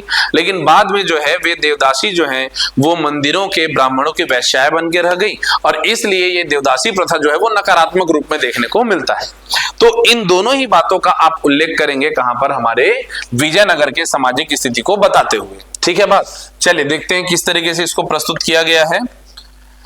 विजयनगर साम्राज्य के सामाजिक स्थिति का वर्णन करेंगे। क्या क्या बताया गया है भाई, तो हम देख लेते हैं। एक तो बताया गया क्या हमारा, यही विप्रलु मतलब ब्राह्मण, राजलु मतलब क्षत्रिय, मोती कीर्तलु वैश्य और नलव जटी मतलब शूद्र। अगर ये ब्रैकेट में ना लिखो तो भी ठीक है। दास प्रथा का प्रचलन, स्त्री एवं पुरुष दोनों वर्गों के लोग दास हुआ करते थे। महिलाओं की स्थिति के बारे में फिर बात चल रही है। महिलाओं की स्थिति में क्या है, तो यहां पर जो है क्या है, संतोषजनक स्थिति थी। लिपिक, अंगरक्षिका, भविष्यवक्ता, ज्योतिषी, संगीतकार, मल्ल युद्ध में भाग लेना, ये सब किया करते थे। लेकिन यहाँ पर बाल विवाह होता था, दहेज प्रथा था, विधवा विवाह यहाँ नहीं है। बहुपत्नी विवाह का क्या है भाई यहाँ पर प्रचलन है। शिक्षा की स्थिति की अगर हम बात करें तो वास्तव में प्रत्यक्ष प्रोत्साहन नहीं मिला था विजयनगर के राजाओं के द्वारा शिक्षा को, लेकिन हाँ मंदिर इत्यादि जगहों पर जो है बहुत सारे जो है शिक्षा दीक्षा के कार्य जो है हुआ करते थे। मंदिर में, मठों में जो है विद्यार्थी रह करके जो है क्या है भाई शिक्षा ग्रहण करते थे। तो शिक्षा के बारे में यहाँ पर पूछा जाएगा तो संतोषजनक स्थिति थी। विशेष रूप से कोई कार्य नहीं किया गया है, लेकिन हाँ मठों में, मस्जिदों में जो मंदिरों में जो है क्या है भाई शिक्षा जो है दिया जाता था। तो ये हो गई क्या विजयनगर काल के सामाजिक स्थिति के बारे में। तो पूछा गया है आर्य समाज की स्थापना और सामाजिक सुधार में योगदान पर चर्चा कीजिए। आर्य समाज के बारे में पूछा गया है, इसकी स्थापना के बारे में और सामाजिक सुधार में इनका क्या योगदान रहा। आर्य समाज मतलब स्वामी दयानंद सरस्वती जी। तो सबसे पहले तो हम बता देंगे कि इसकी स्थापना कहां हुई थी, बंबई में। कब हुई थी? 1875। ठीक है, प्रश्न को उत्तर हम लोग देना कैसे चालू करेंगे कि सबसे पहले यहां पर बता देंगे हम लोग क्या, कब, तो भाई 1875 ईस्वी। कहां? बंबई में। ऐसे नहीं लिखेंगे कब कहां, ये मैं थोड़ा फ्लो में ऐसे लिख दिया आपको। हम लिखेंगे यहां पर समय या फिर लिख देंगे सीधे स्थापना। कब और कहां ये मैं प्रश्न करते हुए खुद से ऐसा लिख दिया था, स्थापना। तो आप बता दोगे 1875 में बंबई में। आप लिख दोगे स्वामी दयानंद सरस्वती जी द्वारा। पहले ही लाइन पे ये 3 फैक्ट जो है आपके दिख जाने चाहिए और इनको जो है बकायदा आप अंडरलाइन कर देंगे। 1875 बंबई, स्वामी दयानंद सरस्वती जी के द्वारा। ये है क्या भाई इसकी स्थापना की बात, किसने किया, कब किया, कहां किया। अब बात करते हैं सामाजिक सुधार में योगदान। तो सामाजिक सुधार में योगदान के लिए हमें जानना पड़ेगा क्या, इनकी विचारधारा। तो स्वामी दयानंद सरस्वती जी ने ही कहा था वेदों की ओर लौटो। स्वामी दयानंद सरस्वती जी जो है ये ऋग वैदिक कालीन जो सामाजिक स्थिति थी, जो धार्मिक स्थिति थी, ऋग्वैदिक कालीन बातों पर ज्यादा विश्वास करते थे। वो ऋग्वैदिक कालीन जो समाज था, जो वहां पर मंत्र यज्ञ इत्यादि की बात थी, उस पर विश्वास करते थे। इसीलिए उन्होंने कहा वेदों की ओर लौटो। इन्होंने खंडन किया है किसका? इन्होंने खंडन किया है मूर्ति पूजा का, इन्होंने खंडन किया है अवतारवाद का, खंडन किया है इन्होंने कर्मकांडों का, खंडन किया है इन्होंने क्या है भाई, उत्तर वैदिक कालीन जितने भी कर्मकांड इत्यादि बढ़े थे उन सब का खंडन किया है किसने? स्वामी दयानंद सरस्वती जी ने। साफ तौर पर इन्होंने खंडन कर दिया, उत्तर वैदिक काल में जितने भी चीजें लाई गई थी उन सब का इन्होंने खंडन किया। अर्थात जो ऋग्वैदिक कालीन समाज है, जो संस्कृति है, उसे अपनाना है और उत्तर वैदिक कालीन जितने भी बुराइयां हैं उनसे हमें बचना है। ये इनकी विचारधारा का मूल था। और इसी तत्वाधान में इन्होंने समाज में क्या है भाई, सुधार आंदोलन चलाया। सुधार आंदोलन के दौरान इन्होंने समानता पर बल दिया, लिंग भेद समाप्त करने पर बल दिया, महिलाओं के अधिकार उनको देने पर बात की गई, ठीक है, और वर्ण भेद को इन्होंने क्या है भाई मिटाने का प्रयास किया था। शिक्षा पर इन्होंने बल दिया था, शिक्षा के लिए बहुत सारे इन्होंने कार्य किया था। बाद में इनके जो है क्या संस्था के सदस्यों ने जो है खूब सारे कार्य किए थे शिक्षा को लेकर के, ठीक है। तो ये सारे कार्य जो है हम देखते हैं क्या है भाई, ये आर्य समाज के द्वारा की जा रहे हैं। यहाँ पर चलाया गया शुद्धि आंदोलन, ऐसे लोग जो कन्वर्ट हो गए हैं उनको वापस से क्या है भाई सनातन धर्म के में लाना, ऋग्वैदिक कालीन धर्म में लेकर के आना, इसको शुद्धि आंदोलन कहा गया। गौरक्षा आंदोलन चलाया गया। यही वो हैं स्वामी दयानंद सरस्वती जी जिन्होंने जो है पहली बार स्वदेशी शब्द का प्रयोग किया था। इन्होंने सबसे पहले स्वदेशी पर बल दिया, इन्होंने ही सबसे पहले स्वराज्य शब्द पर बल दिया। स्वराज्य शब्द पर सबसे पहले बल किसने दिया था भाई? स्वामी दयानंद सरस्वती जी ने। अगर बोला जाए स्वराज्य मेरा जन्म सिद्ध अधिकार है और मैं इसे लेकर रहूंगा, तब बात करेंगे हम लोग बाल गंगाधर तिलक जी की। और अगर बात किया जाए पूर्ण स्वराज्य के बारे में सबसे पहले किसने कहा था, तो आप बताओगे कि इसके बारे में शहीद आजम भगत सिंह जी ने कहा था। और उसी शहीद आजम भगत सिंह जी की बात को, पूर्ण स्वराज्य को अपना सिद्धांत बना करके पंडित नेहरू जी फिर उतर बैठे और 1930 और उसके बाद के कांग्रेस के अधिवेशन में वो गांधी जी के साथ उनका अनबन भी रहा।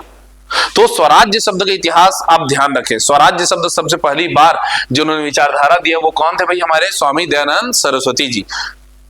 जबकि स्वराज्य मेरा जन्म सिद्ध अधिकार है बाल गंगाधर तिलक जी। पूर्ण स्वराज्य भगत सिंह। पूर्ण स्वराज्य को कांग्रेस में जो है हाईलाइट करवाना, और जब तक महात्मा गांधी जो डोमिनियन स्टेट की मांग कर रहे थे तब भी नेहरू जी अड़ गए थे किसके लिए? पूर्ण स्वराज्य के लिए। वो बात जो है कांग्रेस के अंदर वो नेहरू जी को श्रेय दिया जाएगा। तो ये बातें हमको ध्यान में रखना है। ये सारी चीजें हम लोग देखेंगे किसके अंतर्गत भाई? आर्य समाज की स्थापना और सुधार में योगदान पर। चलिए पढ़ करके देखते हैं क्या बताया गया है। तो आर्य समाज की स्थापना यहां पर जो है जैसा कि दिया गया है, देखो सबसे पहले तो 1875 में बंबई में संस्थापक स्वामी दयानंद सरस्वती जी, ठीक है। उद्देश्य क्या है? प्राचीन वैदिक धर्म को शुद्ध रूप से पुनः स्थापित करना। शुद्ध रूप से इसलिए क्योंकि बीच में जो है क्या है भाई बहुत सारी क्लिष्टता आ गई थी उसमें। विचारधारा, वेदों को ईश्वरीय, शाश्वत, धर्मातीत और वैदिक ग्रंथों पर विश्वास जताया गया। वेदों को जो है ईश्वरीय बताया गया। वैदिकोत्तर साहित्य, कर्मकांड, रूढ़ी और अंधविश्वासों से झगड़ा हुआ बताया। तो वैदिक कालीन साहित्य के बाद जितने साहित्य है, मतलब ब्राह्मण, अरण्यक वगैरह, पुराण, स्मृति ग्रंथ, उन सब को जो है झुठलाया, अंधविश्वास से झगड़ा हुआ बताया किसने? स्वामी दयानंद सरस्वती जी ने। मूर्ति पूजा, बहुदेववाद, अवतारवाद, पशु बलि, श्राद्ध, तंत्र मंत्र, इन सब का इन्होंने क्या? इनका किया इन्होंने विरोध। अब ये तो इनकी विचारधारा है। योगदान क्या है? योगदान में समानता, शूद्रों व स्त्रियों को वेद पढ़ने व पुरुषों के समान अधिकारी समझना बता दिया जाता है ना। आज भी कुछ लोग बोल देते हैं स्त्रियों को अधिकार नहीं है वेद पढ़ने का। किसने बताया भाई अधिकार नहीं है? कहां लिखा है? हमारे धर्म ग्रंथों में कहीं नहीं लिखा है, ठीक है। और अगर कहीं लिखा है तो फिर वही वो डिस्टॉर्टेड वर्जन वाला, बात के बाद में जो है जबरन अपना कुछ भी अर्थ निकाल लेते हैं लोग बाग। अरे भाई जो ऋग्वेद में अपाला, घोषा, लोप मुद्रा जैसे विदुषियों ने जो है, विश्वसरा जैसे विदुषियों ने अपने ऋचाएं लिखी हैं, तो जिन महिलाओं ने वो ऋचाएं लिखी है, महिलाओं को वो पढ़ना कैसे मना हो सकता है? ठीक है बात। तो ये बात बता रहे हैं कौन? स्वामी दयानंद सरस्वती जी। एकता पर बल दिया इन्होंने। सामाजिक एकता हेतु जो है जनता में आत्मसम्मान और स्वावलंबन बढ़ाना, राष्ट्रवाद की भावना को बढ़ाना, एकता के माध्यम से राष्ट्रवाद को बढ़ाना, स्वराज्य को बढ़ाना। स्वदेशी के प्रबल समर्थक थे और उन्होंने स्वराज्य शब्द का सबसे पहले प्रयोग किया। आंदोलन में देखते हैं शुद्धि आंदोलन चलाया और गोरक्षा आंदोलन चलाया था आर्य समाज के द्वारा।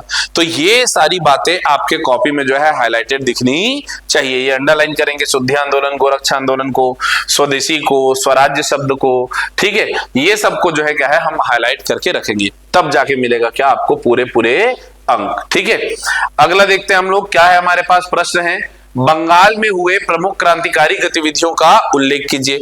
बंगाल ही तो क्रांतिकारियों का मुख्य गढ़ रहा। देखो आरंभ इधर जो है भले ही वो क्या नाम है हमारे पुणे क्षेत्र में जो है चापेकर बंधु ने किया था प्लेग कमिश्नर की हत्या करके, लेकिन फिर बाद में बंगाल क्षेत्र में ज्यादा कांड हुआ था। एक तो मुजफ्फरपुर बम कांड याद रखना आप लोग, वो बताना ही है, प्रफुल्ल चाकी और हमारे प्रफुल्ल चाकी और खुदीराम बोस जी के द्वारा असफल रहे थे, लेकिन कांड तो था। फिर उसके बाद में वो डीएसपी शमसुल आलम की हत्या, वो वाली बात जो है बिल्कुल बताओगे आप, ठीक है, बाघा जतीन के द्वारा। ये सब बातें जो हैं आप बताओगे। तीसरा 1912 में देखो बंगाल के ही क्रांतिकारी भले कांड करेंगे दिल्ली जाकर के, तो बंगाल के क्रांतिकारी रासबिहारी बोस जी के नेतृत्व में पहुंचते हैं और हार्डिंग पर बम फेंकते हैं। ठीक है, दिल्ली षड्यंत्र बोला जाता है जिसको हार्डिंग बम कांड बोलो। तो ये मुजफ्फरपुर बम कांड और डीएसपी शमसुल आलम की बाघा जतीन जी के द्वारा हत्या और ये हार्डिंग के ऊपर बम फेंकना, ये सब तो बंगाल की क्रांतिकारी गतिविधियों के अंतर्गत आएगा। ये तो हुआ प्रथम चरण। उसके बाद फिर द्वितीय चरण में मतलब असहयोग आंदोलन के बाद वाले चरण में हम देखते हैं तो मास्टर दास सूर्यसेन वाली कहानी बताओगे आप कि कैसे उन्होंने जो है क्या है भाई वहां पर मास्टर दास सूर्यसेन ने पैरेलल गवर्नमेंट की स्थापना कर दी थी। पैरेलल गवर्नमेंट की स्थापना की, उन्होंने जो है वहां के बच्चों को इतना ट्रेनिंग दिया। बाद में हम देखते हैं बीना दास ने जो है गवर्नर को मारने का प्रयास किया था। ठीक है, सुनीति चौधरी ने जो है क्या है भाई जिलाधिकारी पर गोली चलाई थी। इन्हीं सब लोगों के नाम ही लिखना था क्या यहाँ पर बंगाल के प्रमुख क्रांतिकारी गतिविधियों में। चलिए देखते हैं क्या कुछ लिखा गया है। तो सबसे पहले क्रांतिकारी आंदोलन का प्रथम चरण 1905 से 1915 के बीच क्या हुआ था इस बीच में, तो इस बीच में हम लोग देख लेते हैं। हाँ, क्रांतिकारी आंदोलन का प्रथम चरण करके देखो समितियों का गठन, युगांतर और अनुशीलन समिति का गठन हुआ। ठीक, मुजफ्फरपुर बम कांड वही हमारे प्रफुल्ल चाकी और खुदीराम बोस जी की बात है। ठीक है, ये इसके किंग्स फोर्ट पर बम फेंकने की हत्या करने प्रयास किया लेकिन असफल रहे थे। हावड़ा संयंत्र जतीन नाथ मुखर्जी मतलब बाघा जतीन, इन्होंने डीएसपी शमसुल आलम की हत्या की थी। फिर दिल्ली बम कांड हमारे रासबिहारी बोस जी के द्वारा हार्डिंग के ऊपर जो है क्या है भाई बम फेंका गया था, लेकिन हाथी में बैठा तो वहां तक पहुंचा नहीं, बात अलग है। ये नहीं फेंके थे, ये मास्टरमाइंड थे, फेंके दो बच्चे थे और वो बहरूपिया बन के कहते साड़ी वाड़ी पहने थे, फेंक नहीं पाए उतना दूर तक। क्रांतिकारी आंदोलन का दूसरा चरण हम देखेंगे 22 से लेकर 35। तो इस बीच में चटगांव शस्त्रागार लूट, मास्टर दास सूर्यसेन ने जो है क्या है इंडियन रिपब्लिकन आर्मी का गठन किया और इंडियन रिपब्लिकन आर्मी का गठन करके वो जो है क्या है भाई चटगांव शस्त्रागार लूट करते हैं और चटगांव में अपना स्वतंत्र सरकार बनाते हैं, खुद को अपना राष्ट्रपति घोषित कर ले। पैरेलल गवर्नमेंट काफी दिनों तक चला था इनका। दिसंबर 1931 में शांति घोष और सुनीति चौधरी ने जो है जिलाधिकारी की हत्या की। फरवरी 1932 में बीना दास ने जो है क्या है बंगाल के गवर्नर को गोली मार दी। तो ये सब कांड थे कहां के, बंगाल के। यही है क्रांतिकारी गतिविधि। ठीक है, याद रखना क्रांतिकारी गतिविधि बोला तो क्रांतिकारी गतिविधि बताएंगे हम, इसमें जो है वो शांतिपूर्ण राष्ट्रीय आंदोलनों के बारे में नहीं बताएंगे। ठीक है, तो 4 नंबर के इतने प्रश्न थे, बहुत कठिन नहीं, बहुत आसान प्रश्न थे वास्तव में। अगर देखें अब 8 अंक के प्रश्न, तो 8 अंक के प्रश्न में पहला प्रश्न पूछा गया है, हड़प्पा सभ्यता के पतन का आशय व कारण स्पष्ट करते हुए टिप्पणी कीजिए कि हड़प्पा की संस्कृति आज भी भारत में प्रचलित है। चलो, तो 3 प्रश्न यहां पर है। सबसे पहली बात, इन तीनों प्रश्न को पहले क्या है भाई अलग करना जरूरी है। पहली बात पूछी गई है हड़प्पा सभ्यता के पतन का आशय स्पष्ट करना है, फिर उसके बाद पतन का कारण बताना है और फिर यह बताना है कि भाई आज भी हड़प्पा संस्कृति जो है उसके कुछ मूल्य आज भी भारत में प्रचलित हैं, इसको समझाना है।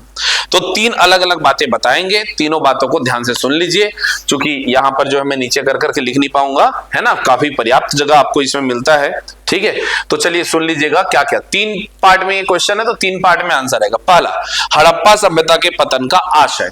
तो हड़प्पा सभ्यता के पतन का आशय वहां के नगरीय सभ्यता के व्यापारिक सभ्यता के समाप्त होने से है, वहां के पूर्ण रूप से वहां के क्या है भाई पतन से आशय केवल नगरीय सभ्यता के पतन से है, वहां के लोगों के अंत से नहीं है।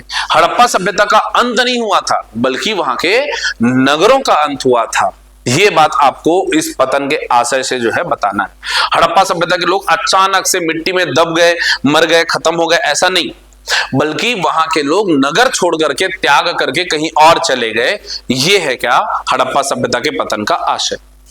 हड़प्पा सभ्यता के पतन का कारण क्या था? तो कारणों को अगर हम देखें तो आपको थोड़े बहुत तो कारण बाकी बताने पड़ेंगे कि भाई बीपी लाल जी और कुछ लोगों ने जो है क्या है भाई बाढ़ कहा है, ठीक है बात।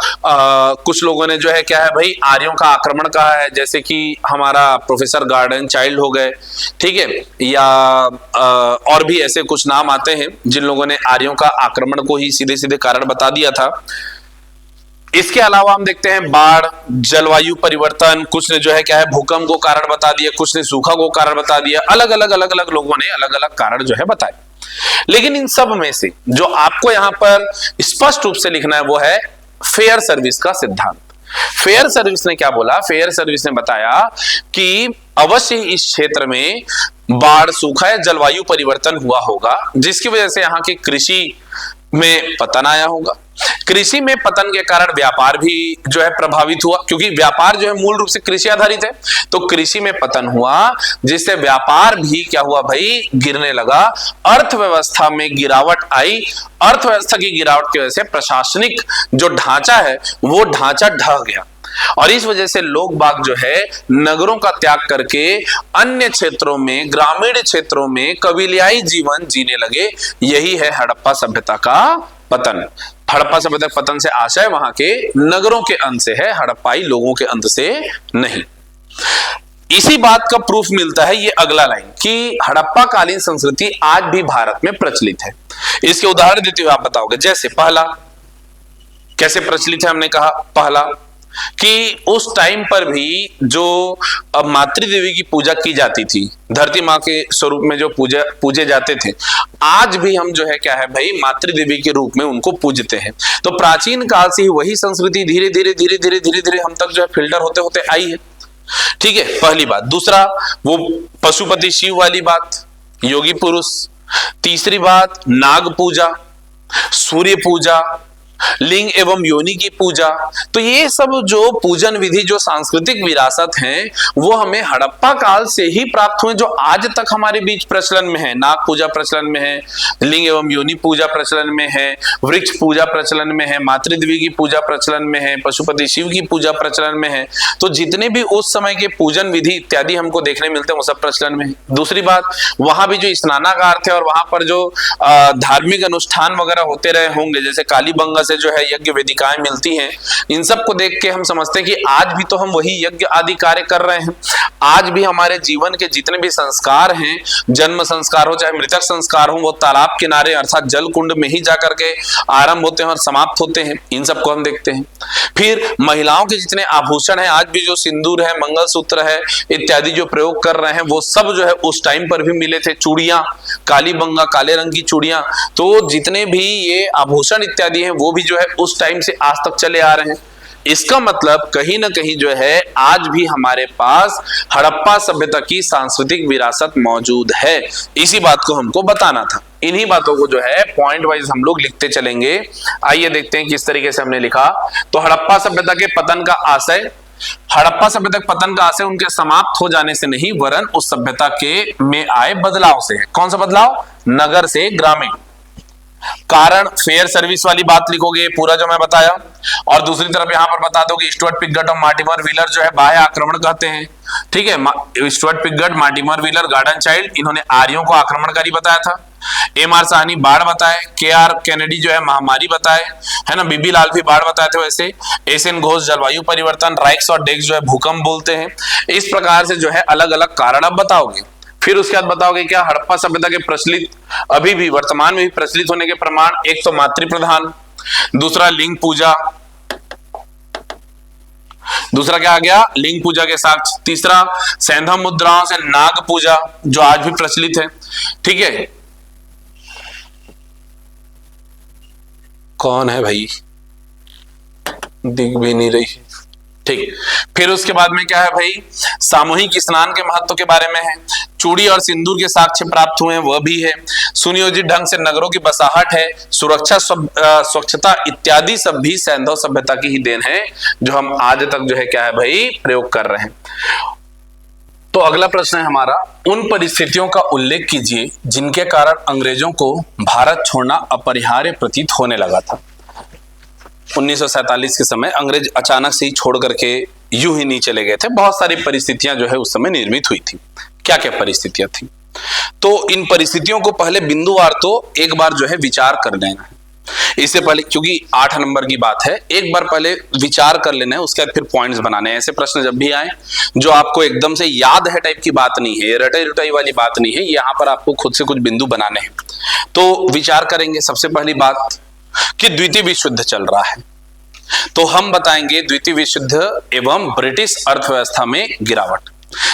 द्वितीय विश्व युद्ध के कारण ब्रिटिशर्स की आर्थिक स्थिति खुद भी बिगड़ते जा रही है।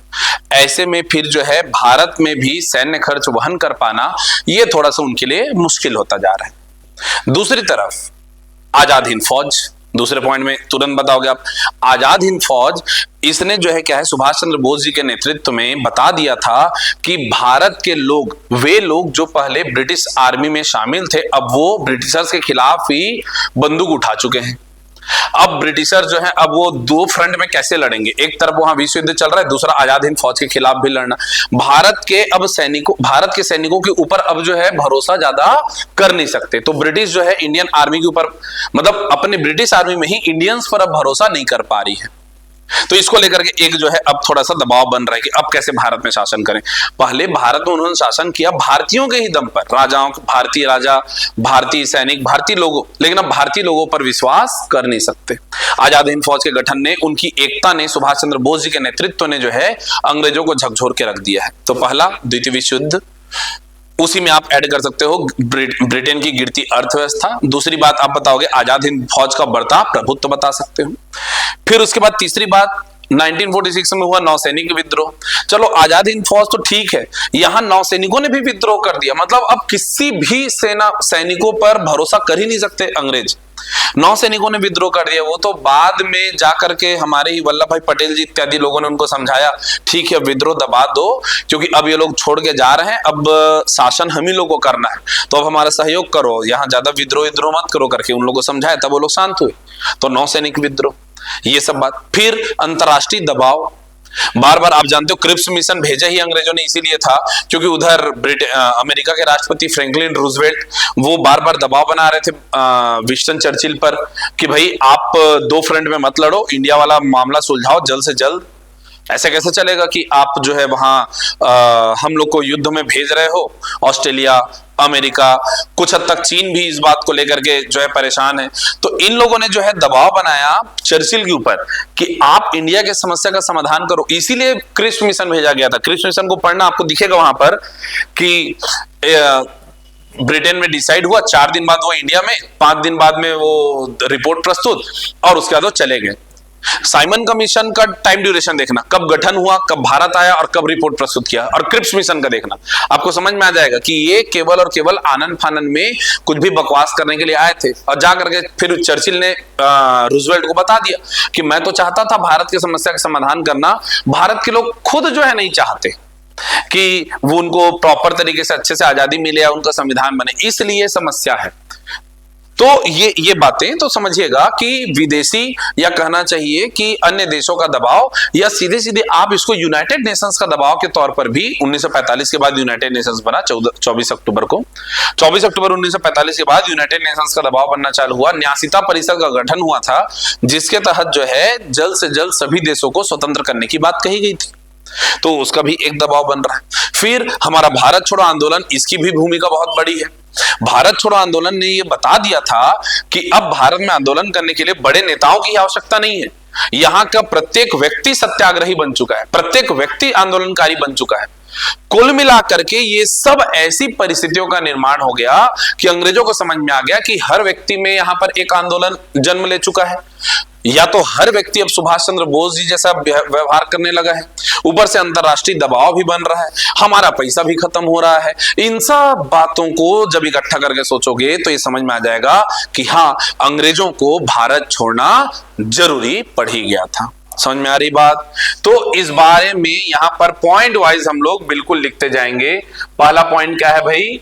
द्वितीय विश्व युद्ध का प्रभाव। ठीक है, ये हाईलाइट करते चलेंगे, द्वितीय विश्व युद्ध का प्रभाव। दूसरा, भारत छोड़ो आंदोलन। तीसरा, आजाद हिंद फौज और सुभाष चंद्र बोस जी का प्रभाव। फिर आता है क्या? 1946 का नौसैनिक विद्रोह। फिर आता है ब्रिटेन में लेबर पार्टी की जीत। अच्छा, ये मेरे मुझसे चूक हो गई थी अभी भाई, वहां चर्चिल खत्म होकर के अब लेबर पार्टी आ चुकी, तो वहां पर भी जो है अब चाह रहे हैं, क्लीमेंट एटली चाह रहे हैं कि स्वतंत्र करो भाई अब। ठीक है, तो ब्रिटिश सरकार खुद चाह रही है।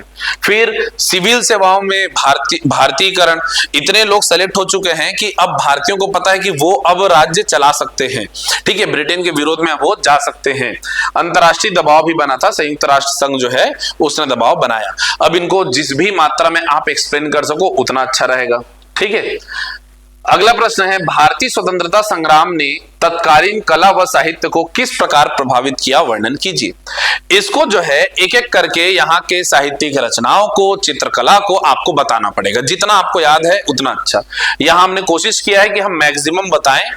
ठीक है, मैक्सिमम यहाँ पर एक्सप्लेन किया गया है। इनमें से आप कुछ भूलते हो, कुछ छूटता है तो भी कोई इश्यू नहीं है। ठीक है, तो देखो, भारतीय स्वतंत्रता संग्राम ने तत्कालीन कला और साहित्य को किस प्रकार प्रभावित किया। तो भारत में तो प्राचीन काल से ही हमारी जो है कला संस्कृति वो बहुत डेवलप्ड रही है। हम देखेंगे कि इस दौरान, स्वतंत्रता आंदोलन के दौरान किस किस तरह के जो है चीजें बनी। तो पहले तो हम लोग चित्रकला में देखेंगे तो 1905 के स्वदेशी आंदोलन के बाद बंगाल स्कूल ऑफ आर्ट का जन्म हुआ। 1906 में बंगाल विभाजन के विरोध में अवनींद्रनाथ टैगोर ने बंग या भारत माता की तस्वीर बनाई थी। The passing of Shahjahan Abanindra Tagore द्वारा जो है क्या है भाई, मुगल लघु चित्रकला के प्रति श्रद्धांजलि हेतु बनाई गई। कंपनी चित्रों की जो है रूमानी शैली की जगह राजा रवि वर्मा द्वारा रचित जो है क्या है भाई, हिंदू देवी देवताओं का जो है यहाँ पर उल्लेख जो है होने लगा।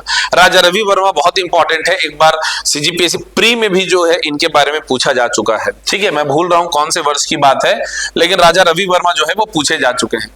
नंदलाल बोस जी, इनको हाईलाइट कर लेंगे आप। नंदलाल बोस जी की बात, नंदलाल बोस द्वारा जो है चित्रों की श्रृंखला जो है यहाँ पर भारतीय जीवन और स्वदेशी व्यवसायों को दर्शाई गई है। कालीघाट चित्रकला शैली को भी जो है क्या है यहाँ पर जो है बढ़ावा मिला था। ठीक है, इसके बाद में आप बताओगे संगीत और साहित्य को। ठीक है, हाँ, ये जैनुल आबिदीन के बारे में भी बताएंगे। इन्होंने बंगाल के अकाल की भयावह स्थिति को जो है वो दर्शाया था। बंगाल का अकाल 1942-43 के दौरान जो अकाल पड़ा था, पूरे विश्व में मैक्सिको और बंगाल ही ऐसे क्षेत्र हैं जहां पर अकाल नहीं पड़ सकता था, लेकिन अंग्रेजों ने इतना लूटा द्वितीय विश्व युद्ध के दौरान खास करके कि यहां पर बुजुर्ग जो है आत्महत्या करने के लिए मजबूर हो गए थे। महिलाएं अगर वो गर्भवती हैं तो बच्चों को जन्म देने के बजाय मरना ज्यादा पसंद कर रही थी, क्योंकि खिलाने के लिए दाना नहीं। बुजुर्ग मर रहे थे ताकि हम मर जाएंगे तो बचा हुआ खाना शायद बच्चों को मिल पाए, ऐसी स्थिति थी। क्लीमेंट एटली ने विंस्टन चर्चिल ने इस हद तक जो है भारत को लूटा था। भारत के खासकर बंगाल के पूरे अनाज लेकर के सेकेंड वर्ल्ड वॉर के सैनिकों के लिए वो भेज दिया करता था, और पूरा का पूरा बंगाल हो गया इस समय कंगाल, खाने को दाना नहीं। और जब बताया गया विंस्टन चर्चिल को कि ऐसी स्थिति हो गई है बंगाल की, तब कहता है कि अगर इतने लोग मर रहे हैं तो अधरंगा फकीर भी मरा कि नहीं। महात्मा गांधी जी के बारे में इस प्रकार, ये चर्चिल है। चर्चिल का एक रूप आपको जरूर दिखाई देता है यूनाइटेड नेशंस की स्थापना वगैरह वाला, लेकिन उसका वास्तविक जो स्वरूप है, जो उसका सबसे राक्षसी स्वरूप है, वो दिखाई देता है भारतीय इतिहास का जब आप गहन अध्ययन करोगे तब। ठीक है बात। तो ये जो है क्या है भाई, बंगाल के अकाल के समय की बात बताई गई थी। संगीत व साहित्य के बारे में यहाँ पर हम लिखेंगे। संगीत साहित्य में बिल्कुल जो है हम लोग हाईलाइट करेंगे किनको भाई, रविन्द्रनाथ टैगोर जी को। ठीक है, संगीत और साहित्य में रविन्द्रनाथ टैगोर है ना, मोहम्मद इकबाल, बंकिम चंद्र चट्टोपाध्याय जी जैसे जो है लेखक। बंकिम चंद्र चट्टोपाध्याय जी से जो है आपको याद रखना, अभी 150वीं वर्षगांठ मनाई गई वंदे मातरम। 1897 में सबसे पहले कांग्रेस के अधिवेशन में गाया गया था। रहमतुल्लाह सैनी साहब जो है अध्यक्ष हुआ करते थे। ठीक है, तो वंदे मातरम बिल्कुल ध्यान में रखेंगे हम लोग। ये जो है क्या है भाई, नेताओं का मंत्र वंदे मातरम 1882 में बंकिम चंद्र की बंगाली कृत आनंद मठ से जो है वो ली गई थी। उपन्यासों की रचना यहाँ पर हुई थी। अस्पृश्यता, जाति भेद, विधवाओं के पुनर्विवाह, ठीक है, ये सब जो है कुप्रथाओं को, विधवाओं पुनर्विवाह को बढ़ावा देने के लिए, कुछ कुप्रथाओं को हटाने के लिए यहाँ पर क्या है भाई, साहित्यों का भी क्या है भाई सहारा लिया गया था। तो स्वतंत्रता संग्राम के दौरान हमारे चित्रकला का विकास हुआ, हमारे जो है साहित्यों का विकास हुआ, हमारे यहाँ पर जो है गीत संगीत का विकास हुआ था। यही सारी बात आप बताओगे। जितने ज्यादा नाम, जितने ज्यादा उदाहरण आप प्रस्तुत कर सको उतना बेहतर है। ठीक है बात। फिर हम आते हैं, प्रश्न है मौर्य साम्राज्य द्वारा किस प्रकार भारतीय उपमहाद्वीप के बड़े भूभाग पर प्रभुत्व स्थापित किया गया था। किस प्रकार किया गया था? तो इसमें सबसे बड़े फैक्टर तो थे चाणक्य। वो कौटिल्य ही थे, चाणक्य ही थे जिन्होंने एक भारत का सपना देखा था, एक राष्ट्र भारत का, एक राष्ट्र का सपना देखा था, और उन्होंने ही घनानंद को गद्दी से हटा करके चंद्रगुप्त मौर्य को गद्दी पर बैठाया। तो इतने बड़े क्षेत्र में शासन कैसे किए, इसके पीछे सबसे पहले हम लोग बात करेंगे क्या, आचार्य चाणक्य की कूटनीति, उनकी जटिल नौकरशाही, उनकी जो है क्या है भाई, उनके राजतंत्रात्मक व्यवस्था की विशेषताएं, यही है। आचार्य चाणक्य की बुद्धिमानी से ही ये राज्य स्थापित हो पाया था। दूसरी बात आती है क्या, चंद्रगुप्त मौर्य का साहस, चंद्रगुप्त मौर्य के क्या भाई युद्ध कुशलता, सैन्य क्षमताएं, इस पर हम गौर करेंगे। इन दोनों के कॉम्बिनेशन से ही मौर्य साम्राज्य का विस्तार हुआ। और उसके बाद फिर हम बताएंगे कि इनके पास में चतुरंगड़ी सेना थी, है ना, पैदल है, अश्व है, हाथी है, घोड़े मतलब रथ है, नौसेना भी थी अशोक के काल तक आते आते तक। तो ये सब जो है सैन्य बल इनका बहुत था। चंद्रगुप्त मौर्य भी, बिंदुसार भी, फिर अशोक भी, इन लोगों ने युद्ध करके जो है क्षेत्र बनाया। लेकिन एक और खास बात है, इन्होंने केवल युद्ध से राज्य को जीता नहीं, बल्कि जनता के प्रति अपनी जवाबदेहिता भी इन लोगों ने निभाई थी। कैसे निभाई थी? तो आप देखो, जनता के प्रति जो है, ये चाणक्य ने क्या कहा था, प्रजा का कोप ही सबसे बड़ा कोप है, तो राजा को हमेशा प्रजा हित में कार्य करना है। तो हमेशा ये लोग प्रजा हितैषी शासक बने रहे, इस वजह से ही ये एकीकृत शासन व्यवस्था ये कर पाए। दूसरा, जनता में विभिन्न प्रकार के अलग अलग मत हैं, कई प्रकार के क्या है भाई धार्मिक आस्थाएं हैं। इन लोगों ने उन सबको एकीकृत करने का प्रयास किया। शिक्षा, संस्कृति और धार्मिक कार्यों पर भी इन्होंने ध्यान दिया। जैन मत धारण किया किसने भाई, ये लोग पूरे, ये राज परिवार शैव मत को मानने वाला था, लेकिन चंद्रगुप्त मौर्य ने जैन मत धारण किया, बिंदुसार ने आजीवक धारण किया, और अशोक ने देखा कि उसके टाइम पर बौद्ध मत ज्यादा प्रचलन में है, तो वो तृतीय बौद्ध संगीति का आयोजन करवाता है, खुद बौद्ध धर्म अपनाता है और बाद में धम्म नीति भी अपनाता है। तो एक तरफ राजनीतिक कुशलता, कूटनीति, उचित प्रशासनिक व्यवस्था, दूसरी तरफ सैन्य बल, तीसरी तरफ उचित जो है क्या है यहाँ पर कहना चाहिए शासन व्यवस्था, शासक प्रबल अच्छे शासक हुए चंद्रगुप्त मौर्य, बिंदुसार, अशोक। अशोक के बाद के लोग थोड़े नालायक हुए थे। और चौथी बात, इन लोगों ने संस्कृति पर भी ध्यान दिया, अर्थव्यवस्था पर भी ध्यान दिया। इन सभी बातों को हम लोग बिंदुवार जो है लिखने का प्रयत्न करेंगे। आइए देखते हैं किस प्रकार के बिंदु हमने बनाए। तो भारतीय उपमहाद्वीप के विशाल भाग में मौर्य साम्राज्य के प्रभुत्व स्थापित करने वाले कारक, सबसे पहली बात भौगोलिक कारक पर आते हैं। भौगोलिक कारक क्या बोला गया? भौगोलिक कारक में हम कहेंगे मौर्य साम्राज्य के दौरान भारतीय उपमहाद्वीप में छोटे छोटे राज्य थे। बिल्कुल सही बात है, छोटे छोटे राज्य हुआ करते थे। एक मगध साम्राज्य जब बस बड़ा था तो उसको जीते, बाद में छोटे छोटे सबको एकीकृत कर लिया। सैन्य विजय, इस पर भी हमने चर्चा किया कि एक तो नंद वंश के घनानंद को हराया, बाद में चंद्रगुप्त मौर्य ने सेल्यूकस निकेटर को हराया। अच्छा, खाली युद्ध करते थे ऐसा नहीं, सेल्यूकस निकेटर की पुत्री हेलेना से विवाह भी किए। मतलब युद्ध, साथ में कूटनीति कि दोबारा कभी युद्ध ना हो। ठीक है बात। फिर अशोक की विजय और धर्म परिवर्तन की नीति। अशोक ने क्या किया भाई? अशोक ने जो है पहले एक तो कलिंग को जीता, बाद में फिर बोलता है कि कलिंग विजय से अपने शासन के 8वें वर्ष में ही, मतलब 261 ईसा पूर्व में वो जीता, और उसके बाद में बोलता है कि नहीं, अब हम लोग युद्ध नीति नहीं, अब धम्म नीति अपनाएंगे। और सबको बोल दिया, सब दया, करुणा, प्रेम, इसी में जियो, बदले की भावना नहीं रखना। मैंने मार दिया, मुझे जीता मारना था, अब आप मुझसे बदला मत लो। ठीक है, चलो कोई बात नहीं। तो धर्म परिवर्तन की नीति, तो अशोक ने सैन्य विजय और रणनीतिक गठजोड़ जो है ये सब किया था, बौद्ध धर्म को बढ़ावा दिया। फिर आते हैं हम लोग क्या, प्रशासनिक सुधार। भाई कौटिल्य ने जो है ना दोहरी गुप्तचर प्रणाली बना रखी थी, केंद्रीकृत प्रशासनिक प्रणाली इन्होंने अपनाई, ठीक है। इन्होंने जो है क्या है, जासूसी प्रणाली, या कहना चाहिए इस समय बोलते थे इनको गुड़ पुरुष बोलते थे, सर्व महामात्य, ठीक है। ये जो है ये गुप्तचरों दोहरी गुप्तचर प्रणाली, संस्था और समिति थे जो गुप्तचर है उनके ऊपर गुप्तचर लगाए गए थे, उसको बोलते हैं दोहरी गुप्तचर प्रणाली। इतनी मजबूत सैन्य व्यवस्था, केंद्रीकृत व्यवस्था, राजा के अंतर्गत, सम्राट के अंतर्गत, एक साम्राज्य के अंतर्गत 5 प्रांत थे, 5 में राज्यपाल थे, लेकिन राज्यपालों को सैन्य शक्ति और आर्थिक शक्ति, वित्तीय शक्ति नहीं दी गई थी। ऐसी केंद्रीकृत व्यवस्था बनाई गई थी कहां पर, यहां चाणक्य के द्वारा मौर्य साम्राज्य में। कूटनीति, कूटनीति कैसे, एक तो जैसे वही सेल्यूकस निकेटर के पुत्री से विवाह कर लेना, यही सब कूटनीति है भाई। सांस्कृतिक एकीकरण, हाँ केवल ये तलवार के दम पर सबको जीत रहे ऐसा नहीं है, धर्म परिवर्तन, बौद्ध धर्म का प्रचार प्रसार, जैन मत को मानना, ये सब भी जो है क्या है भाई इन लोगों ने काम किया था, ठीक है। फिर उसके बाद में हम बात करते हैं क्या, कौटिल्य का संरक्षण, एक हेडिंग कौटिल्य भी रहेंगे, वैसे ये बहुत ऊपर लग जाना चाहिए था लेकिन ठीक है कहीं पर भी रहे। कौटिल्य का संरक्षण प्राप्त था। कौटिल्य के अर्थशास्त्र के अनुसार ही तो प्रशासनिक व्यवस्था चली थी, केंद्रीकृत पद सोपानिक व्यवस्था, वो पूरी पद सोपानिक व्यवस्था कौन बना दिए थे, कौटिल्य तो दिए थे। आर्थिक विकास एवं सिंचाई परियोजनाएं, हाँ ये जो है दोआब क्षेत्र में ये लोग ज्यादा टैक्स लेते थे, जैसे कि मेगास्थनीज की इंडिका में लिखा है 1/4 टैक्स लिया जाता था पाटलिपुत्र में, जबकि बाकी जगह 1/6 टैक्स लिया जाता था।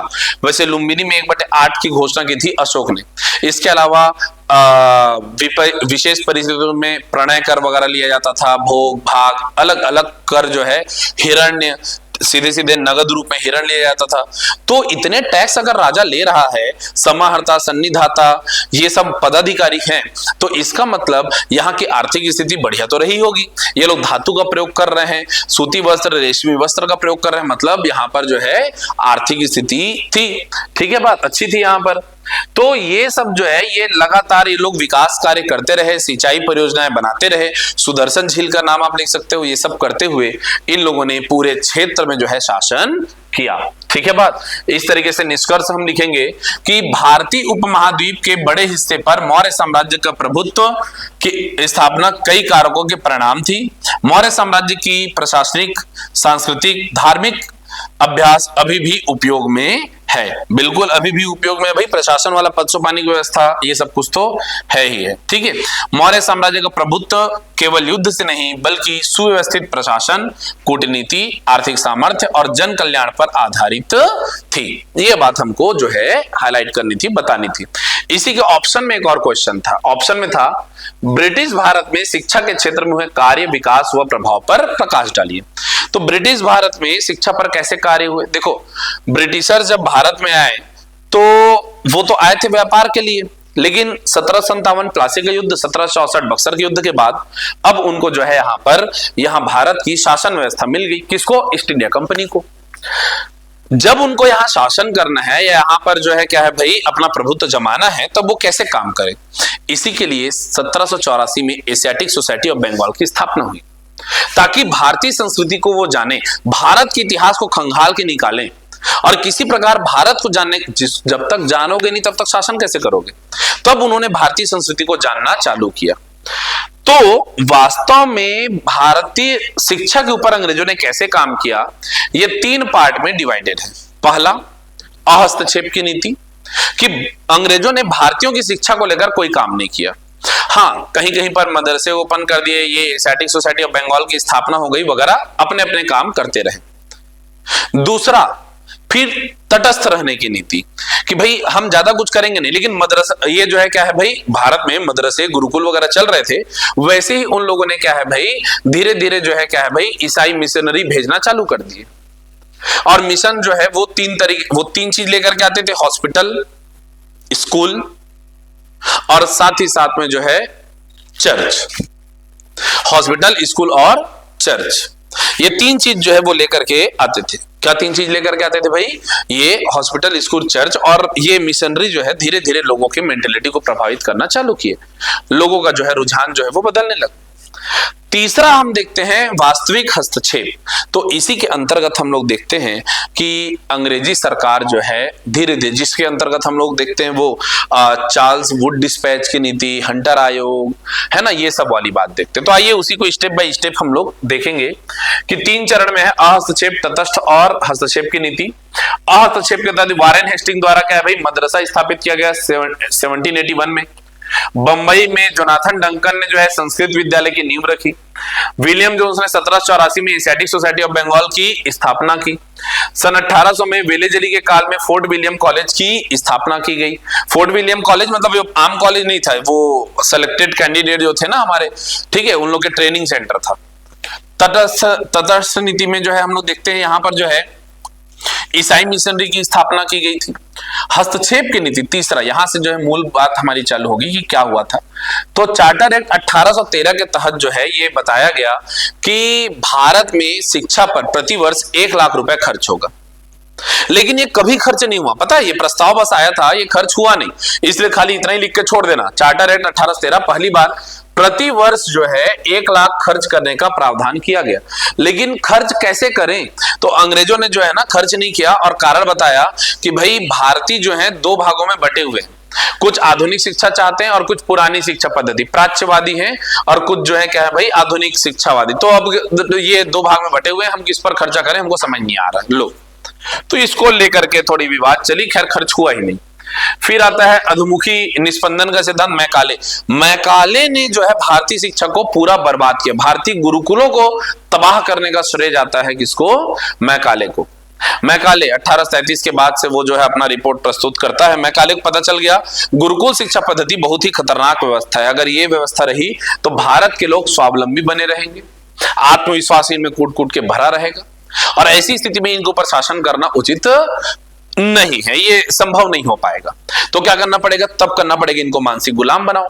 तो पूरी शिक्षा पद्धति ही बदल दो, पूरी शिक्षा पद्धति बदल दो कि भाई वास्तव में जो है शिक्षा, इनका उद्देश्य, इनको सीधे सीधे बताया गया हम उतनी ही और वैसी ही शिक्षा दें कि ये लोग हमारे नौकर बन सके, कि चलो 4 अंग्रेजी शब्द सिखा दो, टाइपिंग सिखा दो, जो भी काम है लिपिक वगैरह काम, और अंततः बाबू ही तो बनाना है।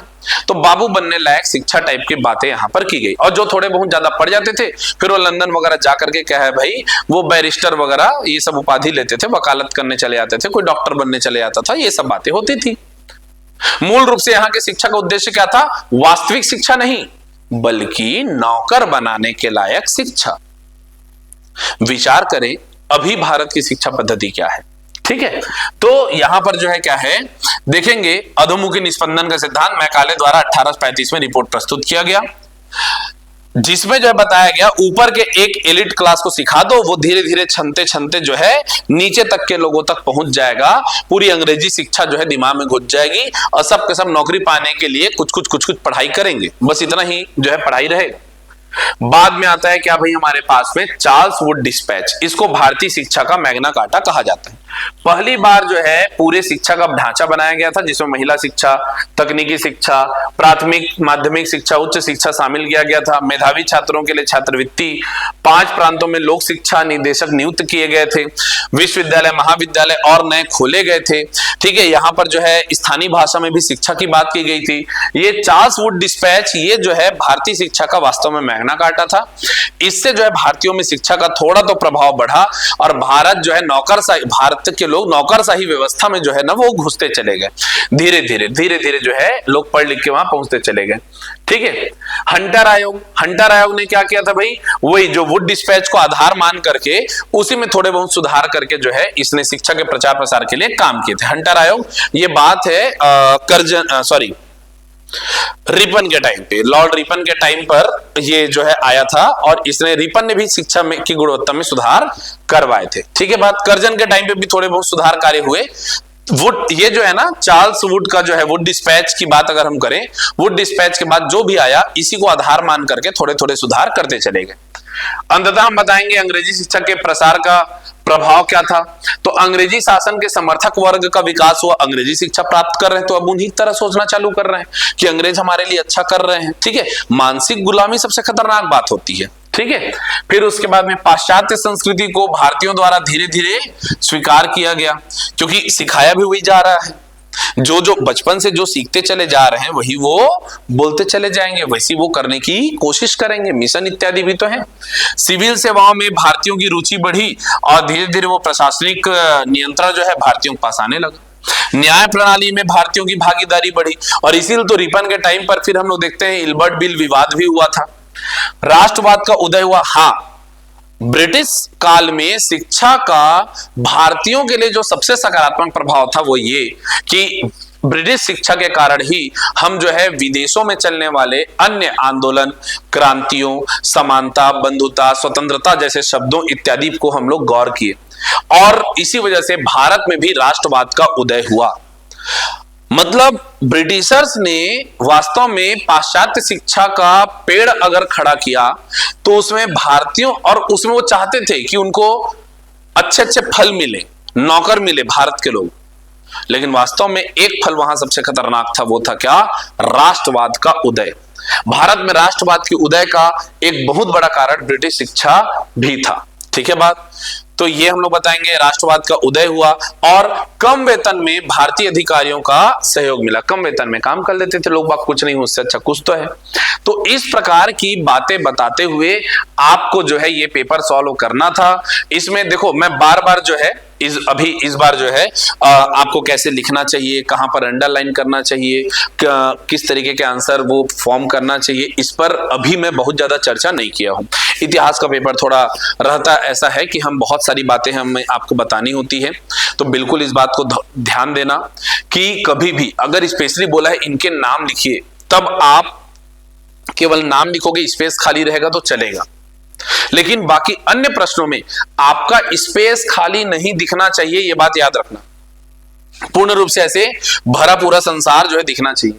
दूसरी बात, ये पॉइंट्स बनाना आना चाहिए। पॉइंट बिल्कुल बनाओ, अंडरलाइन करो, पॉइंट बनाओ, अंडरलाइन करो, अंदर की चीज इनको बल्कि बॉक्स बना लो। हस्तक्षेप की नीति बॉक्स, तटस्थ नीति बॉक्स, ये जो है क्या है अलग, चार्ल्स वुड डिस्पैच ये जो है बॉक्स, ये सब जो है बॉक्स बना करके लिखो, ये ज्यादा अच्छा है।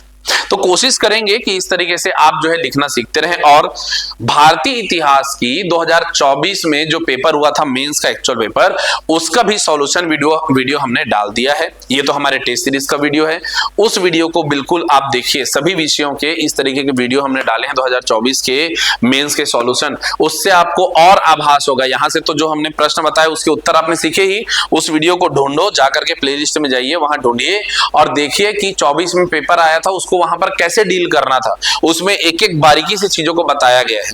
तो बिल्कुल आप लोग ऐसा करें। आज के लिए इतना ही, धन्यवाद।